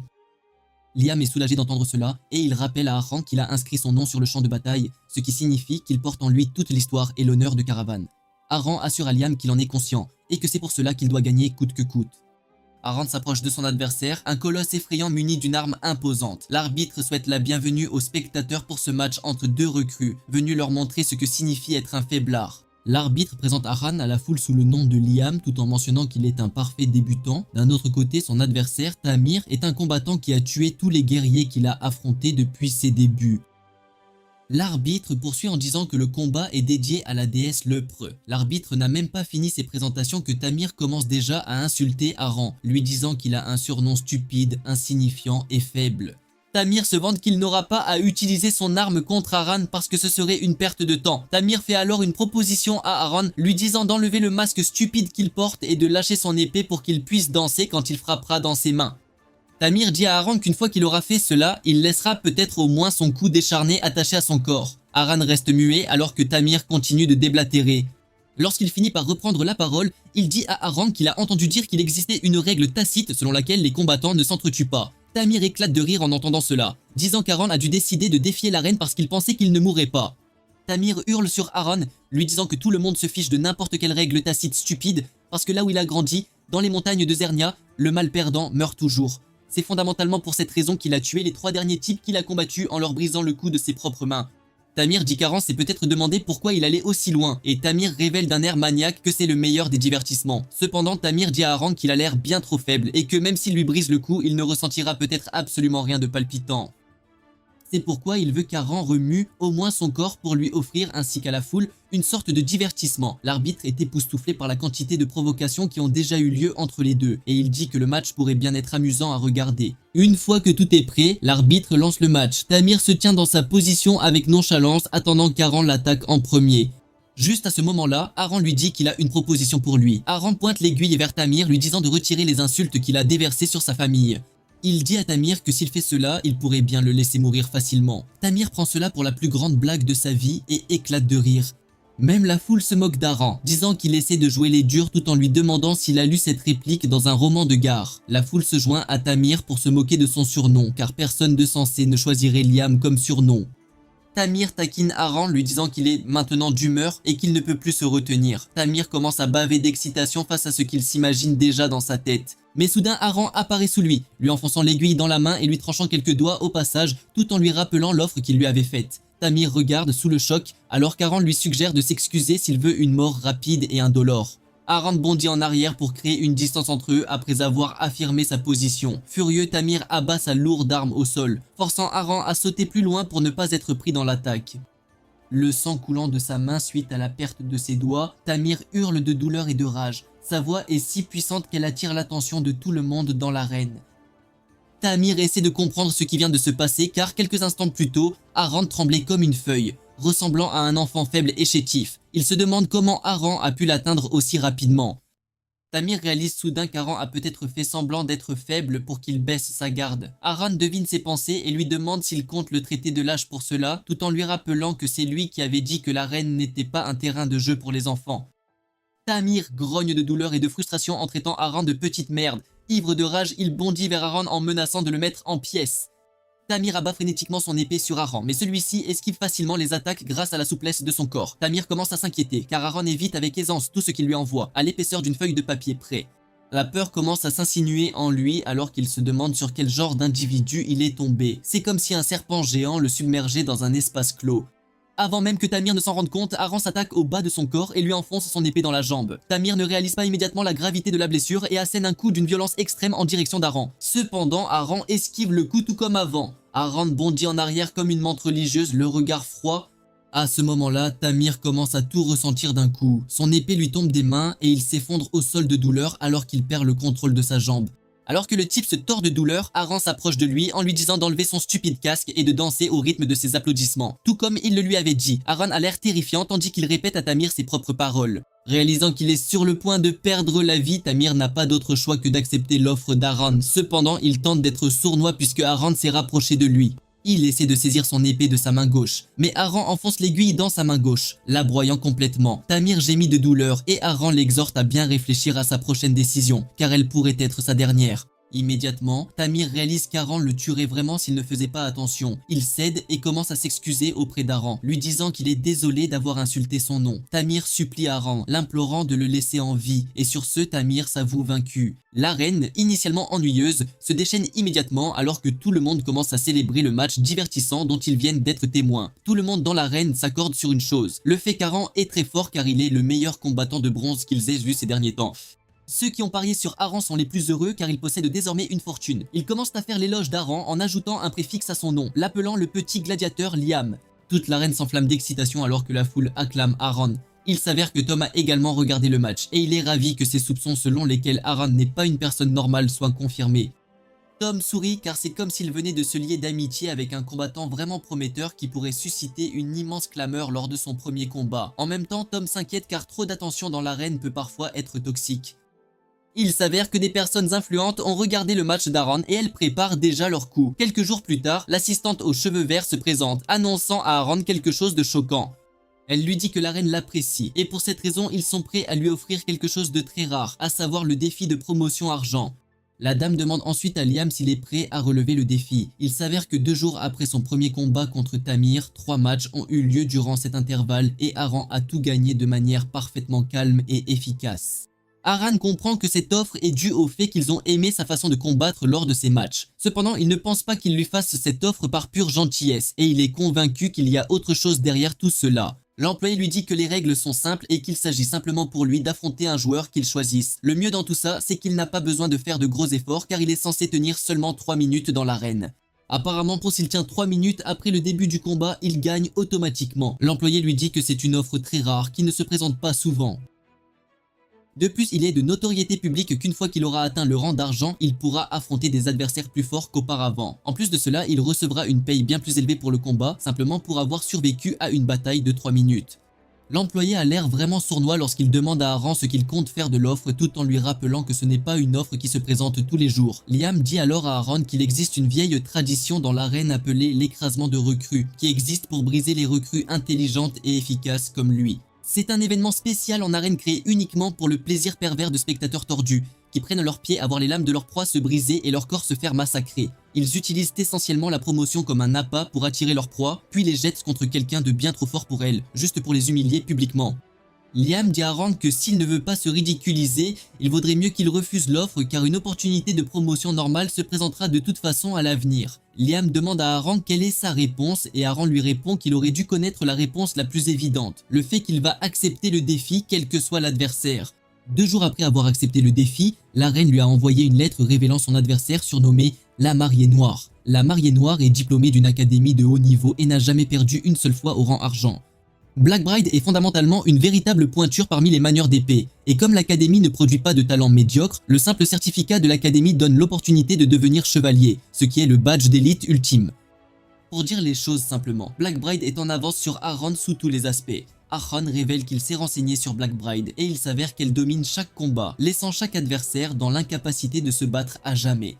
Liam réalise à quel point les gars de l'arène sont sérieux, car s'ils se sont autant préparés pour lui, cela signifie que tenir 3 minutes dans l'arène sera une tâche ardue pour lui. Liam dit moqueusement à Aran qu'il est complètement foutu. Aran demande à Liam si c'est vraiment si grave car il pense que Black Bride ne peut pas être tellement plus forte que Patel. Même si Patel est malade et affaibli en ce moment, il était autrefois l'un des plus puissants manieurs d'épée.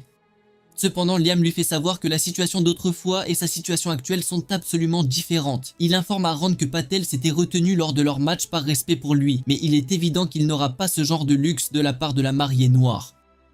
Rien qu'en entendant cela, Aran imagine déjà sa tête voler loin de son cou, et il remercie Liam d'avoir empiré les choses. Cependant, il sait que Liam ne ment jamais sur quoi que ce soit concernant l'épée. En même temps, Aran pense avoir une chance car il possède son cœur de mana et les souvenirs de Mary. Comme il ne s'agit que de survivre 3 minutes, Aran pense pouvoir y arriver. Soudain, une personne portant une capuche lui coupe le chemin et l'appelle par son nom d'arène. Cet étrange individu retire sa cape pour révéler qu'il s'agit d'une femme. Aran peut sentir l'aura écrasante émanant de la femme et la peur le saisit sur place. Il regarde de plus près la femme et son épée, et c'est alors qu'il comprend immédiatement que la Mariée Noire est une femme.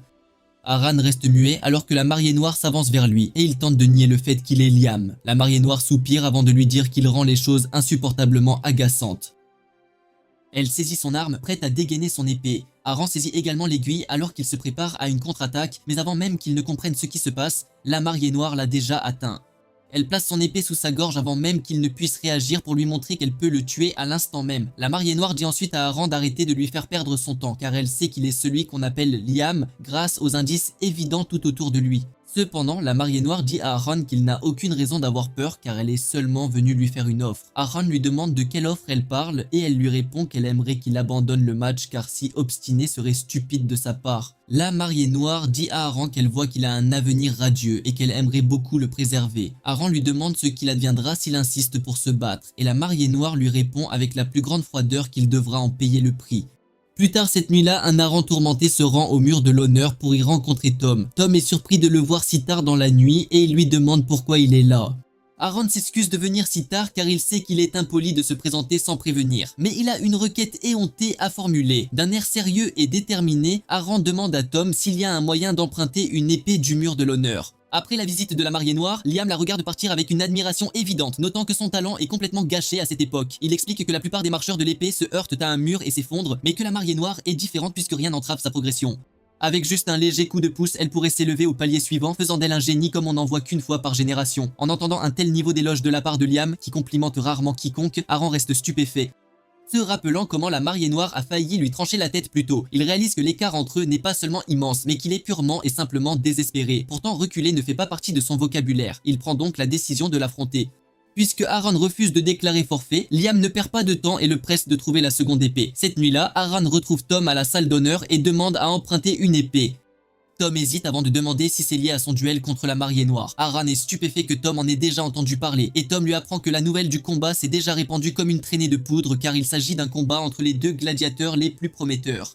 Cependant, Tom voit clairement ce qui se passe en coulisses. La reine ne fait pas la promotion d'Aran, elle est clairement en train de lui tendre un piège. Tom tente de lui faire entendre raison, lui expliquant que Black Bride n'est pas quelqu'un qu'il devrait déjà affronter. C'est parce qu'elle est un génie du continent de l'Est, une brillante diplômée de l'une des 3 grandes académies du Royaume de Fer, et une force invaincue dans l'arène. C'est pourquoi Tom estime que ce n'est pas le moment pour Aran de faire face à une combattante aussi redoutable que Black Bride, même s'il est lui-même un excellent guerrier doté d'un grand potentiel.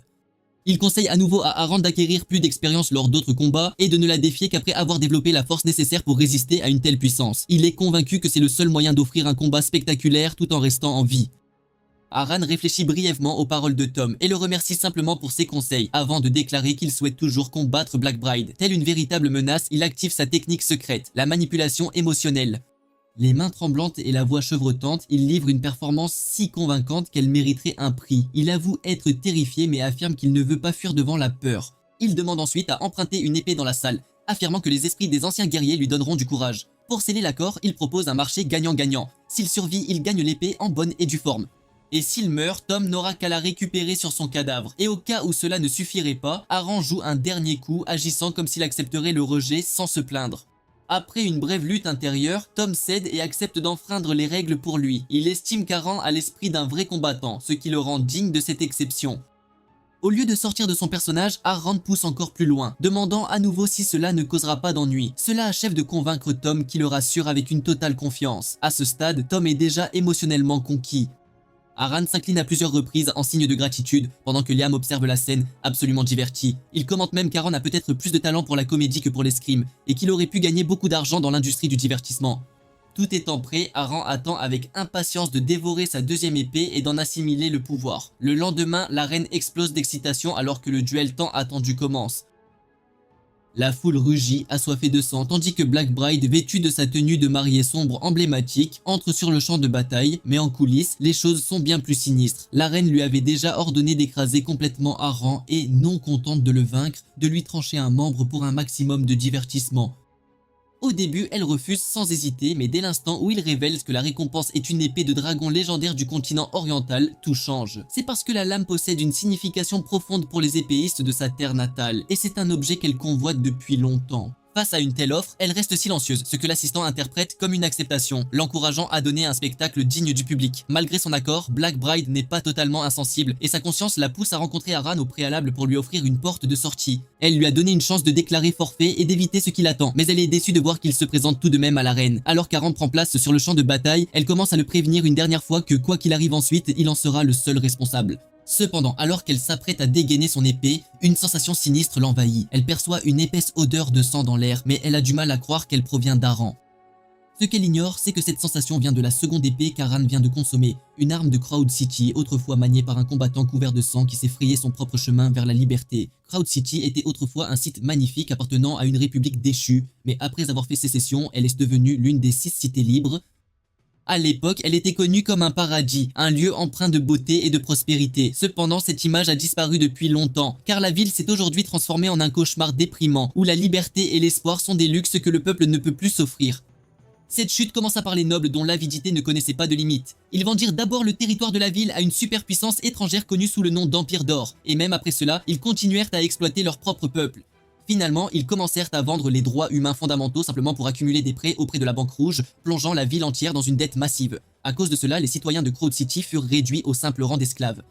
Les droits de l'homme devinrent inexistants et le peuple fut contraint d'endurer une souffrance constante. Parmi ceux qui observaient cette lente destruction se trouvait un homme nommé Fang, qui ne pouvait qu'être le témoin de la ville sombrant de plus en plus profondément dans le désespoir. Il voyait des pères se faire battre à mort alors qu'ils mendiaient dans les rues, et des mères se vendre simplement pour maintenir leurs enfants en vie. Cependant, tout changea pour Fang lorsque sa petite sœur mourut d'une simple fièvre parce qu'il n'avait pas les moyens de lui acheter des médicaments. Ce moment brisa quelque chose en lui et il commença à se demander pourquoi tout le monde dans la ville continuait d'accepter un sort aussi cruel sans résister. Sa réponse vint de manière inattendue un jour, lors d'une exécution publique. Le prisonnier était mis à mort simplement parce qu'il s'était défendu contre un touriste ivre qui l'avait harcelé. Normalement, la violence au sein de la ville était ignorée, mais puisque la victime était un étranger, les autorités décidèrent de faire du citoyen un exemple. Malgré l'injustice flagrante de la situation, personne ne se manifesta pour protester. Les gens avaient trop peur des conséquences, craignant que toute résistance ne mène qu'à un traitement plus sévère de la part des étrangers. Cependant, quelque chose d'inattendu se produisit après l'exécution. La ville plongea dans un silence inquiétant, et pendant plusieurs jours, ce silence persista. C'était comme si une tension fragile, masquée sous l'apparence de la paix, s'était répandue à travers le pays. Mais ce n'était pas la paix, mais plutôt que les touristes et les étrangers qui autrefois méprisaient les citoyens se montrèrent simplement prudents. C'est parce que ces mêmes personnes qu'ils traitaient autrefois comme des déchets avaient maintenant montré qu'elles pouvaient riposter, et cette prise de conscience a semé la peur dans leur cœur. Pour la première fois, l'équilibre a basculé, et de là, Fang est parvenu à une conclusion puissante. Il croyait que les chaînes qui entravaient le peuple ne lui étaient pas seulement imposées, mais qu'elles étaient également maintenues par sa propre peur et sa complaisance. S'il voulait vraiment du changement, alors ces chaînes auraient pu être brisées depuis longtemps. Cependant, il comprenait aussi que la liberté ne viendrait pas sans prix. Elle exigerait une effusion de sang et quelqu'un devrait en porter le fardeau. Acceptant cette réalité, Fang a choisi de se retirer dans l'ombre en tant qu'assassin, décidant qu'il deviendrait celui qui rendrait le jugement. Il était prêt à se tacher les mains de sang si cela signifiait restaurer la liberté et le paradis que Crowd City avait perdu. Et maintenant, l'arme même de Fang est celle qu'Aran a dévorée, dans l'espoir qu'elle puisse l'aider à renverser la situation dans ce duel. Peu après, l'annonceur monte sur scène et déclare officiellement le début du combat tant attendu, propageant des vagues d'excitation à travers la foule. La fiancée noire étudie calmement l'aura d'Aran, se rappelant que la première fois qu'elle l'avait vu, il avait l'air d'un mercenaire. Mais maintenant, son aura ressemble à celle de quelqu'un qui a baigné dans un vaste fleuve de sang. Elle note qu'Aran semble désormais davantage être un assassin drapé de ténèbres et de sang. Elle continue de l'étudier, cherchant à comprendre ce qu'il est exactement, mais elle reste sans réponse, incapable de saisir cette situation étrange. Elle l'observe attentivement, tentant de comprendre ce qui a précisément changé, mais rien ne concorde. L'écart entre ce qu'elle voyait auparavant et ce qu'elle perçoit maintenant est trop grand, la laissant incapable d'en saisir le sens. Pourtant, elle écarte ses pensées, décidant de l'achever. Sans hésitation, elle s'élance d'une frappe rapide et précise, s'attendant pleinement à le vaincre instantanément.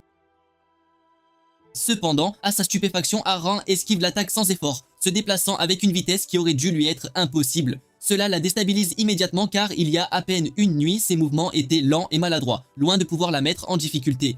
Sur la base de cette version de lui, aucun scénario ne lui permettait de réagir à temps, et encore moins de contrer son attaque avec une telle fluidité, mais à présent il se déplace comme une personne totalement différente. Avant que Blackbride ne puisse réaliser ce qui se passe, Aran réduit la distance, attaquant avec l'aiguille dans une main et l'épée d'assassin dans l'autre. Alors que leurs lames s'entrechoquent, Blackbride commence à remarquer quelque chose d'encore plus troublant. Sa respiration et même la fluidité de ses mouvements semblent contre nature, comme s'ils appartenaient à quelqu'un d'autre. Tandis que l'échange se poursuit, Aran tient la cadence, égalant ses coups sans effort. Cela ne fait qu'accentuer sa confusion car tout en lui contredit ce qu'elle sait. Devant elle ne se tient plus le même combattant inexpérimenté qu'auparavant, mais quelque chose de bien plus dangereux, la forçant à se demander ce qu'est réellement Aran.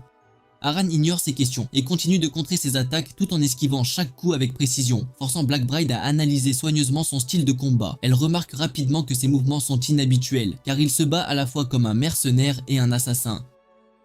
Ses mouvements changent constamment et sans délai, ce qui rend extrêmement difficile de prédire ce qu'il fera ensuite. La transition fluide entre les styles perturbe son timing et, pendant un instant, cela donne l'avantage à Aran. Même lui peut constater à quel point il s'est amélioré, réalisant qu'il a déjà dépassé le niveau d'un débutant à l'épée. Cependant, malgré son air impressionnant, Aran est douloureusement conscient que ce qu'il fait n'est rien d'autre qu'une mise en scène téméraire.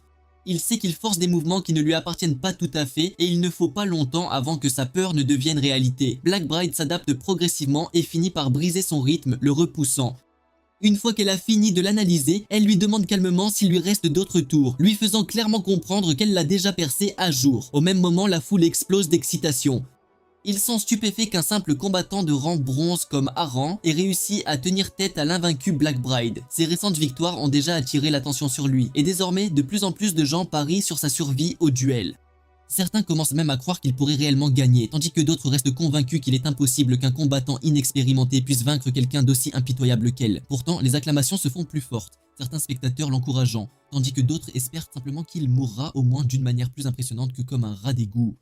Malgré les acclamations autour de lui, Aran reste inquiet alors qu'il planifie son prochain mouvement. Il peut sentir l'accablante intention meurtrière émanant de la lame de Fang ainsi que la lourde puanteur du carnage qui s'en dégage. À ce moment-là, Liam exhorte Aran à embrasser pleinement les sensations provenant à la fois de l'aiguille du mercenaire et de l'épée de l'assassin. Il explique que bien que leur vie ait été complètement différente, les deux armes partagent le même objectif. Elles ont été créées pour affronter des ennemis plus forts que leurs porteurs, ce qui en fait des épées nées de la lutte. Cependant, Liam l'avertit qu'absorber la vie d'un assassin ne sera pas facile, surtout pour quelqu'un d'aussi inexpérimenté que lui. S'il perd le contrôle, l'épée pourrait le consumer à la place. Il conseille à Aran de comprendre la vie de Fang, de l'accepter et de se l'approprier. S'imprégnant de ses paroles, Aran se ressaisit et commence à respirer profondément. À chaque inspiration, le mana commence à couler en lui, l'aidant à retrouver son calme.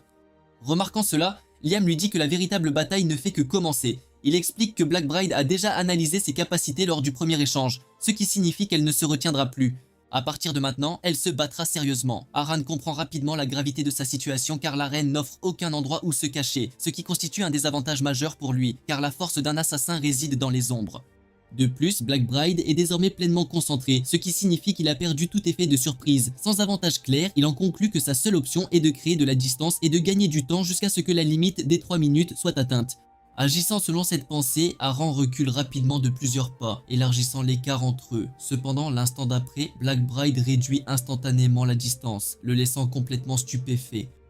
Depuis le public, Tom observe sans surprise, sachant qu'Aran n'a pas encore compris le véritable pouvoir d'un marcheur d'épée. Il s'avère qu'à ce niveau, les combattants peuvent projeter leur mana vers l'extérieur, créant une voie qui leur permet de submerger leurs adversaires tout en maîtrisant à la fois l'attaque et la défense.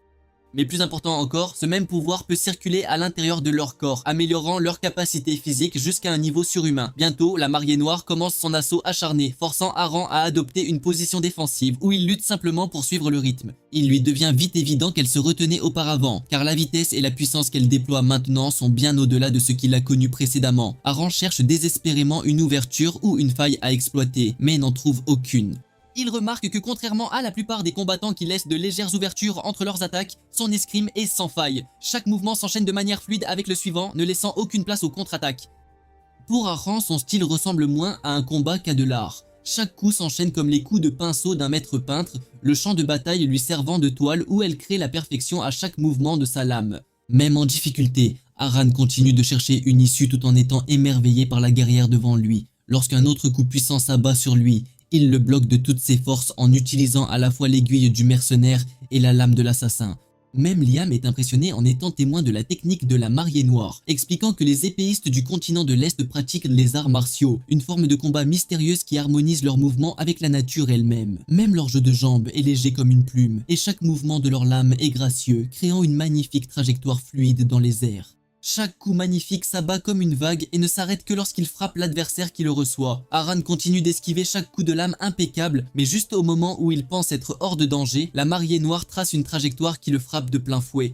Et d'un bond puissant, elle s'élance vers l'avant pour achever son chef-d'œuvre. Mais la pression intense de l'attaque imminente projette Aran dans la vie de l'assassin, Fang. À travers les souvenirs de Fang, il est ramené dans la ville grouillante et putride et au sang que Fang a dû verser sur son chemin vers la liberté et dans son combat contre les nobles corrompus du pays, le sentiment constant de la mort et l'odeur du sang après chaque attaque. Et l'un de ces jours-là, Fang tenta d'échapper à ses poursuivants pour se retrouver coincé dans une impasse sans issue. Devant lui se tenait un adversaire bien au-delà de ses capacités, si bien que le seul chemin vers la survie était la fuite. Et maintenant, même cela a disparu. Alors que son adversaire trace une trajectoire décisive, Fang réalise que sa vie a enfin touché à sa fin. Cependant, alors que l'ennemi se jette sur lui, quelque chose qui ne peut être décrit que comme un miracle se produit. Fang remarque une infime faille devant lui et il réalise bientôt que c'est cette même chose qui l'a aidé à échapper à la mort à plusieurs reprises. Alors que l'ennemi se rapproche et frappe, Fang parvient d'une manière ou d'une autre à esquiver l'attaque et se prépare à une contre-attaque en utilisant cette faille. À ce moment précis, Aran finit d'assimiler ce souvenir et trouve sa propre ouverture face à la mariée noire. Il la frappe immédiatement au sommet de l'épaule, faisant couler le sang. La mariée noire est prise par surprise alors qu'Aran s'élance de l'autre côté, ayant enfin compris comment les assassins trouvent toujours un moyen de survivre, même dans les conditions les plus insensées. Cependant, c'est une chose qu'il n'aurait pas pu accomplir seul, mais seulement grâce au souvenir d'un assassin de génie. La mariée noire est surprise qu'Aran ait pu percer sa trajectoire parfaitement tracée en seulement quelques secondes. Cependant, l'attaque dévastatrice qu'elle a apportée aux côtes d'Aran la convainc qu'il est arrivé au bout du chemin. Aran se fige alors qu'il prend douloureusement conscience de la douleur dans son abdomen. Il remarque que la mariée noire est une adversaire écrasante par rapport à l'adversaire de Fang, qui était lui aussi un habile marcheur de l'épée. Non seulement elle a évité une blessure mortelle de la part d'Aran, mais elle a également réussi à lui infliger des dégâts en une fraction de seconde seulement. À cause de cette attaque, Aran a l'impression que ses côtes pourraient se briser au moindre mouvement, ce qui explique pourquoi il reste figé sur place. Dans son état de blessure, Aran craint de ne pas pouvoir utiliser les arts des mercenaires ou des assassins, et créer une distance pour gagner du temps est encore plus impossible. Après avoir analysé ses options, il conclut que la meilleure marche à suivre serait de déclarer forfait. Il envisage brièvement de prendre cette voie, même si cela pourrait être humiliant. Au moins, avec sa vie sauve, il croit qu'il pourra monter en grade convenablement plus tard. Cependant, cette obstination propre au sang des caravanes l'envahit, rendant Aran plus déterminé à continuer. En voyant son jeune descendant renouveler sa résolution de se battre malgré les probabilités contre lui, Liam sourit fièrement. Même l'annonceur est stupéfait qu'un simple combattant de bronze ait réussi à blesser la reine guerrière invaincue. Il commence à se demander si Aran compte continuer à se battre malgré ses blessures. En le voyant se préparer pour un nouveau round, l'annonceur réalise qu'Aran a l'étoffe d'une star avec une telle détermination acharnée. Il excite alors la foule et annonce qu'Aran n'est plus qu'à environ 10 secondes de la victoire. Alors qu'Aran et la mariée noire s'affrontent dans leur ultime face-à-face, Liam observe son jeune descendant dont il pense qu'il n'a pas l'étoffe d'un génie. Pour Liam, un génie désigne ceux qui trouvent une issue au milieu de conditions impossibles. Ils tracent toujours leur propre voie face à des épreuves qui semblent impossibles pour tous les autres et en sortent victorieux. Et les génies sont ceux dont les accomplissements perdurent à travers l'histoire. Mais Liam conclut qu'Aran n'est clairement pas l'un d'entre eux car son corps est faible et sa maîtrise de l'épée est limitée. Alors que les combattants normaux peuvent apprendre rapidement 10 pas, Aran ne peut en gérer que moins de 3 dans le même temps, ce qui est la limite que son corps peut supporter. Pendant ce temps, Aran reste ferme malgré de multiples coupures infligées par la mariée noire. Cela amène Liam à croire qu'Aran pourrait bien faire partie des rares personnes considérées comme plus grandes que les génies parce qu'elles n'abandonnent jamais. Ces quelques élus sont appelés des légendes, et leur détermination brute provoque parfois une onde de choc massive, faisant d'eux des héros. Liam croit que l'acharnement d'Aran, même face à la perte de tout ce qui lui est cher, est ce qui le rend différent. Car dans ses ténèbres, il n'a jamais lâché son épée jusqu'au dernier moment. Liam souligne que c'est ce qui donne à Aran les qualités pour devenir un héros. Cependant, l'instant d'après, la mariée noire fait quelque chose qui prend Aran par surprise. Elle utilise exactement le même mouvement de type danseur mercenaire que lui pour l'attaquer, s'assurant même qu'il s'en rende compte. Malheureusement, avant qu'Aran ne puisse comprendre ce qui se passe, l'épée de la mariée s'enfonce dans son épaule, le blessant mortellement. Cela conduit Liam à conclure que la détermination héroïque d'Aran était un peu insuffisante, mais il l'encourage à ne pas être déçu. Juste au moment où Aran s'effondre dans les bras de la mariée noire, la lame de celle-ci toujours plantée dans son épaule, l'hôte annonce que le temps imparti est écoulé, déclarant Aran vainqueur. La foule explose de joie dès que l'hôte annonce qu'Aran a été promu au rang d'argent et qu'il recevra la médaille d'argent. Pendant ce temps, la mariée noire lâche Aran et il s'écroule au sol tandis qu'elle l'observe silencieusement. Bien qu'elle lui ait laissé la vie sauve, la mariée noire note qu'elle ne l'a pas raté, car une fois qu'elle tient son épée, elle ne peut pas se retenir. Bien que certains puissent appeler cela du talent et d'autres de la folie, elle estime qu'il s'agit fondamentalement de violence. Pourtant, un élan d'excitation l'envahit, car cela faisait longtemps qu'elle n'avait pas affronté un adversaire aussi redoutable. Et cela a piqué son intérêt pour Aran d'autant plus. À cet instant, une voix interrompt ses pensées par télépathie, lui rappelant son contrat consistant à prendre l'un des membres d'Aran en échange de l'épée du dragon. Il fait savoir à la mariée noire qu'elle ne recevra pas la récompense si elle ne respecte pas sa part du contrat. Depuis la zone Feki IP, le noble agaçant lui donne des instructions à l'aide d'un orbe brillant. Il lui accorde une dernière chance de prendre le bras d'Aran comme trophée, uniquement à des fins de divertissement, en échange de l'épée Drago. Alors que la voix exaspérante continue de la presser, la mariée noire hésite.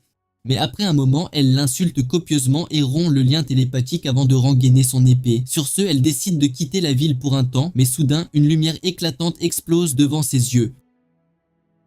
La mariée noire tente de comprendre la situation, et alors qu'elle perçoit une aura familière mais troublante, Liam se matérialise devant elle. Même Liam est surpris par ce développement inattendu et se demande s'il est le résultat de la perte de connaissance d'Aran ou des conséquences du combat acharné. Il salue la mariée noire en l'appelant la petite fille de l'Est. Il lui dit qu'elle fait partie des rares personnes de l'Est appelées chamans qui peuvent ressentir les âmes et possèdent une puissante énergie divine. Liam est émerveillé que la mariée noire possède un sens aussi aiguisé en plus de son talent martial supérieur. Pendant ce temps, la mariée noire est toujours dans un état second, se demandant si la vision devant elle est une illusion. Mais une chose devient claire pour elle, la personne devant elle possède une épée de cœur, ce que seuls ceux qui ont atteint l'apogée de la voie de l'épée peuvent manifester. L'épée de cœur est également le symbole d'un niveau de maître de l'épée. La mariée noire se souvient que le maître d'escrime Carlos est entouré de 10 épées du cœur florissantes après s'être élevé au rang de plus puissant épéiste vivant. Cependant, le nombre d'épées du cœur au-dessus de Liam laisse la mariée noire stupéfaite. Elle commence à compter et de dizaines, le nombre passe bientôt à des centaines puis des milliers et elle finit par perdre le compte en réalisant qu'elle couvre le ciel tout entier. Elle l'observe attentivement, incapable de déterminer la nature de la créature qui se dresse devant elle. Sentant son dilemme, Liam lui dit qu'elle n'est pas armée pour comprendre pleinement les réponses à toutes ces questions. Il l'encourage ensuite en lui disant que c'est un sommet qu'elle peut également atteindre, connu sous le nom de Terre des épées ou destination finale de toutes les lames. Tout aussi vite que l'illusion était apparue, elle disparut sous ses yeux. Avant de s'évanouir dans les airs, Liam dit qu'il attend avec impatience le jour de leur prochaine retrouvaille. Et il l'appelle même Sulian, ce qui s'avère être son véritable nom. Sulian reste là, hébété, alors que les souvenirs des histoires que son père lui racontait affluent dans son esprit. À l'époque, il leur racontait une légende sur des épéistes qui s'élèvent lorsque leur royaume atteint les cieux. Le père de Soliant disait que de tels épéistes se rendent sur la terre où résident les immortels. Il expliquait que cet endroit est un paradis rempli de bonheur où ceux qui sont partis accueilleront un jour leurs proches. Il a également dit à Sulian qu'il n'aurait aucun regret si un jour leur famille pouvait être à nouveau réunie là-bas. Ayant brièvement aperçu Liam, Sulian réalise que la légende des histoires de son père était réelle et que le dieu des épées existait bel et bien. Le lendemain, Sulian s'approche d'Aran dans la salle de récupération et se présente à lui. Mais il est surpris et confus lorsqu'elle lui demande de le suivre. Alors il revient sur ses pas pour l'interroger à nouveau, se demandant si elle n'a pas un boulon de desserrer suite à la bataille acharnée qu'ils ont menée dans l'arène. Cependant, Sulian déclare clairement qu'elle a l'intention de rester à ses côtés pour tout voir, tout entendre et tout ressentir. Elle dit à Aran que le suivre est le moyen le plus rapide pour elle de réaliser son rêve d'atteindre le bout de l'épée et elle le supplie presque de l'y autoriser. Aran est confus et la regarde avec stupeur, se demandant s'il s'agit d'un nouveau genre d'arnaque car il est insensé que la toute-puissante mariée noire propose d'être la suivante d'un épouvantail frêle comme lui. Le voyant déstabilisé, Liam raconte à Aran sa rencontre avec Shulun après qu'il s'est évanoui dans l'arène. Liam déclare fièrement qu'elle a été captivée par son éternel Rizaka blanc. Aran manque de s'étouffer en regardant son vieil ancêtre se comporter comme un clown qui vient de débarquer. Liam continue de se vanter du fait que depuis les temps anciens, les épéistes deviennent immédiatement ses laquais fidèles à la simple vue de son ombre. Il dit ensuite qu'il a pitié d'Aran car à son âge, il devrait être en train de s'envoyer en l'air et de vivre un amour fou avec une fille comme Sholian au lieu de courir après le carnage et la vengeance. Malheureusement, comme le destin a forcé Aran à suivre la voie de l'épée, Liam lui conseille de rejeter tout attachement romantique. Il affirme que s'accrocher à de tels liens ne fera que le freiner et le rendre faible. Liam lui rappelle ensuite qu'il est le descendant de la caravane et le vengeur de ceux qui ont été enlevés. Il presse Aran d'évaluer la valeur de Sulian en tant qu'épéiste et de déterminer si elle est réelle. Aran l'étudie en silence et note qu'elle est un atout de haut niveau qui souhaite lui jurer fidélité. Et puisque Liam a également reconnu son talent, Sulian sera utile pour atteindre son objectif. Se rappelant son habileté lors de leur combat, Aran conclut que sa présence le poussera certainement à s'améliorer. Il se présente donc convenablement et l'invite à se joindre à lui en tant que voisine, et Sulian se place également sous sa protection. Sur le chemin du retour vers la caravane, Aran dit à Sulian qu'il aimerait clarifier quelque chose avant qu'il n'arrive sur son territoire, et il la presse de ne pas s'en offusquer. Aran dit à la demoiselle qu'il est actuellement dans une relation compliquée qu'il ne peut pas expliquer correctement, mais que l'essentiel est qu'il ne peut pas être en couple avec elle. L'ambiance change immédiatement lorsqu'Aran dit cela et il poursuit en disant qu'il est plutôt sûr que Sulian ne le voit pas non plus de cette façon. Néanmoins, Aran lui rappelle qu'ils sont de sexe opposé et que les choses peuvent donc changer de manière inattendue. Au cas où cela arriverait, Aran veut que Sulyun comprenne sa position. Sulyun répond alors, lui disant qu'elle comprend pourquoi il s'inquiète, mais elle l'assure que ce n'est pas nécessaire. Sulyun détruit complètement l'ego d'Aran en lui disant qu'il n'est pas son genre et qu'il n'y a donc aucune chance que quoi que ce soit se passe entre eux. Liam manque de mourir de rire en entendant cela, mais Sulyun ne s'arrête même pas là. Elle dit à Aran qu'elle préfère les hommes plus grands qu'elle, avec un corps massif et des traits vifs et intenses. Elle anéantit complètement Aran en révélant qu'elle ne veut rien avoir à faire avec les garçons maigres et frêles. De plus, elle dit qu'Aran a l'air bien trop doux et qu'il semble être le genre d'homme qui s'excuserait même si quelqu'un d'autre avait commencé la dispute. Elle le descend si violemment que même le cocher se met à transpirer pour Aran.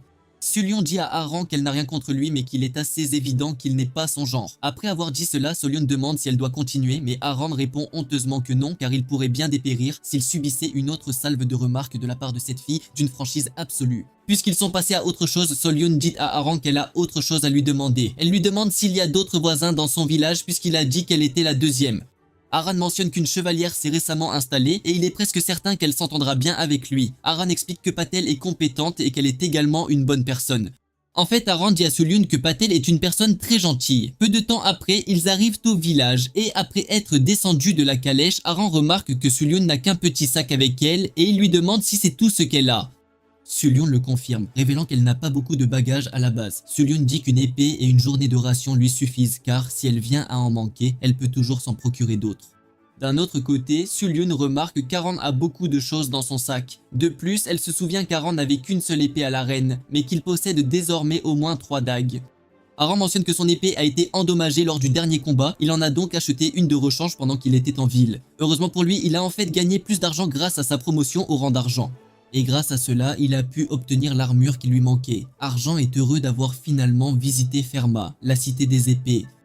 En arrivant à l'entrée du château, ils sont confrontés à une scène choquante. Pétale se tient au milieu de cadavres qu'il a découpés. Pétale est surpris de voir qu'Aran est de retour et il s'excuse pour la scène embarrassante qu'il découvre. Il mentionne que des invités imprévus se sont présentés, il n'a donc pas eu le temps de nettoyer. Pétale remarque Jolion et il lui sourit car il voit facilement qu'elle est la nouvelle voisine dont il a parlé. Pétale continue de jacasser mais Aran lui coupe la parole, lui disant de reprendre d'abord son souffle. Sulyun semble totalement stupéfaite alors qu'elle fixe la scène sanglante devant elle. Aran s'approche honteusement de Pétale pour lui murmurer à l'oreille car il vient de ruiner l'image d'homme très gentil qu'il avait décrite à Sulyun. D'un autre côté, Sulyun pouvait voir qu'il n'y avait absolument rien d'ordinaire dans ce village. Une fois installé, Pétale explique que plusieurs intrus se sont présentés pendant son absence. Heureusement, certains d'entre eux ont fait marche arrière après qu'il les a avertis, il n'y avait donc rien de trop grave. Cependant, il y a environ une semaine, un groupe d'un genre totalement différent a commencé à cibler le village. Pétale a essayé de gérer les choses diplomatiquement, mais ils ont décidé de l'attaquer ce jour-là même. C'est pourquoi il n'a eu d'autre choix que de les abattre, ce qui explique pourquoi ils ont été confrontés à une scène aussi horrible. Il fait savoir à Aran que d'après les informations qu'il a recueillies, les intrus ne sont pas des bandits ordinaires car ils se font appeler la confrérie du loup rouge. Aran est surpris car les noms liés à des couleurs et associés à des animaux sont généralement réservés aux ordres de chevalerie. Pétale le confirme, expliquant que de tels noms représentent une identité et un but. En tant qu'ancien chevalier lui-même, il trouve insultant que des bandits sans foi ni loi les imitent. Cependant, il avertit que cela rend la situation encore plus dangereuse. Quand Aran demande pourquoi, Jolian explique qu'un groupe assez audacieux pour imiter des chevaliers est soit d'une envergure massive, soit dirigé par quelqu'un d'assez puissant pour mépriser totalement les chevaliers. À ce moment précis, Liam dit à Aran que ce groupe est la proie idéale pour lui. Avec un sourire malicieux, il presse Aran d'utiliser la lame de Fang pour anéantir l'arrogante confrérie du loup rouge sans l'aide de Sulyun et Patel. Cependant, Aran se sent mal à l'aise face à cela. Et il s'attendait déjà à ce que Liam lui concocte une tâche impossible étant donné son long silence. Il refuse immédiatement la proposition soulignant que même Patel, un marcheur d'épée, a eu du mal à n'en gérer que quelques-uns. Il ne comprend donc pas pourquoi Liam l'enverrait éliminer une organisation entière sans même connaître l'étendue de leurs forces. Mais Liam lui rappelle le sang d'acier qui coule dans ses veines en tant que caravane. Il souligne que l'acier devient d'autant plus fort qu'il est martelé. Il ajoute que c'est l'occasion idéale pour maîtriser véritablement la lame de Fang. Et que si Aran parvient à surmonter cela par lui-même, Liam est convaincu qu'il tracera enfin sa propre voie au lieu de se contenter de copier les vies derrière les épées qu'il dévore. Cette simple déclaration le captive instantanément et sans hésiter, Aran se tourne vers Patel pour lui demander l'emplacement du repère des bandits.